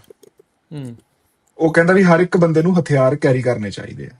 ਪਰ ਜਦੋਂ ਹੈਨਰੀ ਨੋਵੈਕ ਵਾਲਾ ਮਸਲਾ ਹੋਇਆ ਯੂਕੇ ਦੇ ਵਿੱਚ, ਜਿਹੜਾ ਉਹਨੇ ਸਟੈਂਸ ਲਿਆ ਉਹ ਇਹ ਸੀਗਾ ਵੀ ਆਰਡੀਨਰੀ ਯੂਐਸ ਸਿਟੀਜ਼ਨ, ਮਤਲਬ ਠੀਕ ਹੈ ਨਾ, ਉਹਦੇ ਚ ਐਗਜ਼ੈਜਰੇਟ ਕਰਨ ਦੀ ਵੀ ਆਦਤ ਹੈ, ਵੀ ਆਰਡੀਨਰੀ ਯੂਕੇ ਸਿਟੀਜ਼ਨ ਜਦੋਂ ਨਾਰਮਲ ਆਪਾਂ ਕਹਿ ਲਈਏ ਵੀ ਚਾਕੂ ਲੈਣ ਜਾਂਦਾ ਜਾਂ ਜਿਹੜੇ ਆ ਬਲੇਡਸ ਲੈਣ ਜਾਂਦਾ, ਉਹਦੀ ਆਈਡੀ ਚੈੱਕ ਕੀਤੀ ਜਾਂਦੀ ਆ, ਉਹਦੇ ਤੇ ਬੜੇ ਸਟਰੋਂਗ ਸਿਕਿਉਰਿਟੀ ਮੈਜਰਸ ਆ। ਜਿਹੜਾ ਸਿੱਖ ਹੈ ਉਹ ਫ੍ਰੀਲੀ ਕੈਰੀ ਕਰਕੇ ਕਰ ਸਕਦਾ, ਵੀ ਯੂਕੇ ਦਾ ਲਾਅ ਉਹਨੂੰ ਅਲਾਓ ਕਰਦਾ। ਹੁਣ ਜਦ ਕਿ ਜਿਹੜਾ ਦਾ ਅਮਰੀਕਾ ਦੇ ਵਿੱਚ ਸਟਾਂਸ ਹੈ ਤੇ ਜਿਹੜਾ ਯੂਕੇ ਦੇ ਵਿੱਚ ਸਟਾਂਸ ਆ, ਉਹਦੇ ਚ ਦੇਖੋ ਕਿਵੇਂ ਆ ਵੀ ਮਤਲਬ ਟਾਰਗੇਟ, ਕਿਉਂਕਿ ਇੱਕ ਅੱਡ ਦਿਖਦਾ ਬੰਦਾ ਸੀਗਾ, ਇੱਕ ਮਿਨੋਰਿਟੀ ਦਾ ਬੰਦਾ ਸੀਗਾ, ਤੇ ਉਹ ਤੋਂ ਪਬਲਿਸਿਟੀ ਵੀ ਹੈ ਤੇ ਇਮੋਸ਼ਨ ਵੀ ਉਹ ਵੇਵ ਚ ਹੋ ਰਿਹਾ, ਉਹ ਬੜਾ ਸੌਖਾ ਹੀ ਪਿਕ ਕਰ ਲਿਆ। ਜਦ ਕਿ ਕਹਿਣਾ ਇਹ ਚਾਹੀਦਾ ਸੀਗਾ ਵੀ ਹਾਂ ਯੂਕੇ ਦੇ ਵਿੱਚ ਵੀ, ਅਮਰੀਕਾ ਦੇ ਵਿੱਚ ਚੀਜ਼ ਨੂੰ ਤੁਸੀਂ ਸੈਲਫ ਡਿਫੈਂਸ ਨੂੰ ਅਲਾਓ ਕਰ ਰਹੇ ਹੋ, ਯੂਕੇ ਦੇ ਵਿੱਚ ਵੀ ਅਲਾਓ ਕਰੋ, ਕੈਨੇਡਾ ਦੇ ਵਿੱਚ ਵੀ ਅਲਾਓ ਕਰੋ। ਸਵਿਟਜ਼ਰਲੈਂਡ ਸਭ ਤੋਂ ਪੀਸਫੁਲ ਮੁਲਕ ਹੈ। ਸਵਿਟਜ਼ਰਲੈਂਡ ਦੇ ਵਿੱਚ ਆਲਮੋਸਟ ਹਰ ਬੰਦੇ ਨੂੰ ਮਤਲਬ ਉੱਥੇ ਮੈਂਡੇਟੋਰੀ ਹੈ ਵੀ ਤੁਹਾਡੇ ਕੋਲੇ ਘਰੇ ਸ਼ਸਤਰ ਹੋਵੇ। ਸੈਲਫ ਡਿਫੈਂਸ ਦੀ ਹਰ ਇੱਕ ਬੰਦੇ ਨੂੰ ਹਥਿਆਰ ਰੱਖਣ ਦੀ ਇਨਫੈਕਟ ਗਾਈਡਲਾਈਨ ਨਹੀਂ ਹੈ ਹਨਾ, ਤੇ ਉੱਥੇ ਵੀ ਤਾਂ ਪੀਸ ਹੈ। ਸੋ ਉਹ ਜਿਹੜੀ ਇਹ ਸਾਰੀ ਇੱਕ ਮੁਹਿੰਮ ਚੱਲ ਰਹੀ ਹੈ, ਇੱਕ ਤਾਂ ਉਹ ਈਜ਼ੀ ਟਾਰਗੇਟ ਵਾਲੀ ਗੱਲ ਹੈਗੀ ਹੈ, ਦੂਜੀ ਕਿਤੇ ਨਾ ਕਿਤੇ ਹੋ ਸਕਦਾ ਵੀ ਜਿਹਦੇ ਕੋਲੇ ਆਪਣੇ ਕੋਲੇ ਪ੍ਰੂਫ ਨਹੀਂ ਹੈ, ਵੀ ਬੜੀ ਮਤਲਬ ਕੋਆਰਡੀਨੇਟਡ ਹੋਵੇ ਵੀ ਹੁਣ ਇਸ ਵੇਲੇ ਸਿੱਖਾਂ ਨੂੰ ਹੀ ਵਿਲਨ ਬਣਾਇਆ ਜਾਵੇ, ਤੇ ਉਹ ਜਦੋਂ ਵੀ ਕੋਈ ਮੌਕਾ ਮਿਲਦਾ ਉਹ ਬਿਲਕੁਲ ਹੀ ਉਹਦੀ ਪਰਸੈਪਸ਼ਨ ਹੈ, ਚਾਹੇ ਉਹ ਫਲੋਰੀਡਾ ਵਾਲਾ ਐਕਸੀਡੈਂਟ ਹੈ, ਠੀਕ ਹੈ ਨਾ, ਚਾਹੇ ਉਹ ਹੈਨਰੀ ਨੋਵੈਕ ਵਾਲਾ ਕੇਸ ਹੈ। ਤੁਸੀਂ ਇਹਦੇ ਵਿੱਚ ਇੱਕ ਹੋਰ ਚੀਜ਼ ਵੇਖਣ ਨੂੰ ਇਹ ਮਿਲ ਰਹੀ ਹੈ ਕਿ ਜਿਹੜੀ ਸਾਰੀ ਪਰਸੈਪਸ਼ਨ ਆ ਉਹ ਗਰਾਊਂਡ ਦੇ ਉੱਤੇ ਘੱਟ, as a matter of fact ਤੁਸੀਂ ਹੈਨਰੀ ਨੋਵੈਕ ਦੇ ਕੇਸ ਦੇ ਵਿੱਚ ਵੇਖਿਆ, ਜਿੰਨੇ ਵੀ ਸਭ ਤੋਂ ਵੱਧ ਲਾਊਡੈਸਟ ਵੌਇਸਿਸ ਆਫ ਸੋਸ਼ਲ ਮੀਡੀਆ ਤੇ ਸੀਗੀਆਂ, ਉਹਨਾਂ 'ਚ ਜ਼ਿਆਦਾ ਬੌਟ ਸੀਗੇ। ਤੁਸੀਂ ਜੇ ਤੁਸੀਂ ਆਇਡੈਂਟੀਫਾਈ ਕਰਨੇ ਹੋਣ, ਯੂ ਕੈਨ ਗੋ ਐਂਡ ਸੀ ਉਹਨਾਂ ਦਾ ਸੋਸ਼ਲ ਨੈਟਵਰਕ ਕਿੱਦਾਂ ਦਾ ਆ, ਉਹਨਾਂ ਦੀ ਸੋਸ਼ਲ ਨੈਟਵਰਕ ਦੇ ਵਿੱਚ ਪ੍ਰੋਪੋਰਸ਼ਨੇਟ ਆਫ ਮੈਨ ਐਂਡ ਵੀਮਨ ਕਿੰਨੇ ਕਾ, ਉਹਨਾਂ ਦੇ ਰੀਅਲ ਇਨਫਲੂਐਂਸ ਕਿੰਨੇ ਕਾਰਨ, ਉਹ ਵੀ ਕਈ ਵਾਰੀ ਬਾਈਪਾਸ ਹੋ ਜਾਂਦੇ। ਆਈ ਥਿੰਕ ਦੇਰ ਆਰ ਬੌਟਸ, ਜਿੱਦਾਂ ਟਵਿੱਟਰ ਦੇ ਉੱਤੇ ਬੌਟਸ ਹੈਗੇ ਨੇ who appear like ਬੜੇ ਜੈਨੂਅਨ ਸਿੱਖ ਤੇ ਬੜੇ ਜੈਨੂਅਨ ਪੰਜਾਬੀ ਉਹ ਤੇ, ਪਰ they are not ਹੈ ਨਾ, ਮਤਲਬ they are basically bot accounts। ਤੇ ਪਰ ਸੋ ਜੇ ਤੁਸੀਂ ਹੈਨਰੀ ਨੋਵੈਕ ਵਾਲੇ ਕੇਸ 'ਚ ਵੇਖੋਗੇ, ਜ਼ਿਆਦਾ ਉਹਨਾਂ ਵਿੱਚੋਂ ਬੌਟ ਅਕਾਊਂਟ ਸੀਗੇ, ਹੁਣ ਉਹ ਬੌਟ ਅਕਾਊਂਟਸ ਕਿੱਥੋਂ ਆਪਰੇਟ ਹੋ ਰਹੇ ਸੀਗੇ, I think that is I think there is a BBC report on that too. Those were operated by Russians. So that could B, ਹੈ ਨਾ। ਆਪਾਂ ਤਾਰ ਜੇ ਹੋਰ ਥੋੜੀ ਨਾਲ ਜੋੜੀਏ, ਰੀਸੈਂਟਲੀ ਮੋਦੀ ਵੀ ਜਾ ਕੇ ਆਇਆ ਤੇ ਰੀਸੈਂਟਲੀ ਅਜੀਤ ਡੋਵਾਲ ਵੀ ਉੱਥੇ ਜਾ ਕੇ ਆਇਆ। ਦਿਸ ਮਾਈਟ ਬੀ ਚਲੋ ਅਸੀਂ ਕਹਿ ਹੀ ਸਕਦੇ ਹਾਂ। ਹਾਂਜੀ, ਹਾਈਪੋਥੇਸਾਈਜ਼ ਵੀ ਕਿੱਥੋਂ ਆਪਰੇਟ ਹੋ ਰਹੇ ਸੀ ਉਹ ਆਈ ਥਿੰਕ ਬਾਅਦ ਦੀ ਗੱਲ ਹੈ, ਪਰ ਇਹ ਚੀਜ਼ ਤੇ ਆਪਾਂ ਨੂੰ ਬਿਲਕੁਲ ਕਲੀਅਰ ਹੈ ਕਿ ਬੌਟ ਅਕਾਊਂਟਸ ਨੇ ਇਸ ਚੀਜ਼ ਨੂੰ ਬਹੁਤ ਜ਼ਿਆਦਾ ਫੈਨ ਅਪ ਕੀਤਾ, ਜਦੋਂ ਕਿ ਜਿਹੜੇ ਰੀਅਲ ਲੋਕ ਸੀਗੇ ਇੰਗਲੈਂਡ ਦੇ ਵਿੱਚ, ਕਿਉਂਕਿ ਉਹਨਾਂ ਦਾ ਆਪਣਾ ਐਕਸਪੀਰੀਅੰਸ ਸਿੱਖਾਂ ਦੇ ਨਾਲ ਬਹੁਤ ਵਧੀਆ ਸੀਗਾ, they came to the defence of it. So ਪਹਿਲੀ ਚੀਜ਼ ਇਹ ਹੈ ਨਾ। ਸੋ ਆਈ ਥਿੰਕ ਫਿਊਚਰ ਦੇ ਵਿੱਚ ਵੀ ਇਹ ਪੈਟਰਨਸ ਬਾਰ-ਬਾਰ ਜਿਹੜੇ ਆ ਉਹ ਰਿਪੀਟ ਹੋਣੇ ਨੇ, ਹੈ ਨਾ। ਇਹ ਜਿਹੜੀ ਸੋ ਦੂਜੀ ਗੱਲ ਇਹ ਹੈ ਕਿ ਜਿਹੜੀ ਤੁਸੀਂ ਇਹਦੇ ਵਿੱਚ ਸਿਲੈਕਸ਼ਨ ਬਾਇਸ ਤੁਸੀਂ ਕੰਪਲੀਟਲੀ ਦੇਖ ਸਕਦੇ ਹੋ, ਹੈ ਨਾ। As a matter of fact even ਜਿਹੜੀਆਂ ਵੌਇਸਿਸ ਉੱਥੇ ਸਿੱਖਾਂ ਨੂੰ ਕੋਲੋਂ ਕਿਰਪਾਨਾਂ ਨਾ ਹੋਣ ਦੀ ਕਨਵਰਸੇਸ਼ਨ ਕਰ ਰਹੀਆਂ ਨੇ, ਜਦ ਕਿ JNK ਦੇ ਵਿੱਚ ਜਿਹੜੇ ਆਮ ਲੋਕ ਨੇ ਪਿੰਡਾਂ ਦੇ, ਉਹਨਾਂ ਨੂੰ ਗੰਜ ਦਿੱਤੀਆਂ ਜਾ ਰਹੀਆਂ ਨੇ, ਹੈ ਨਾ।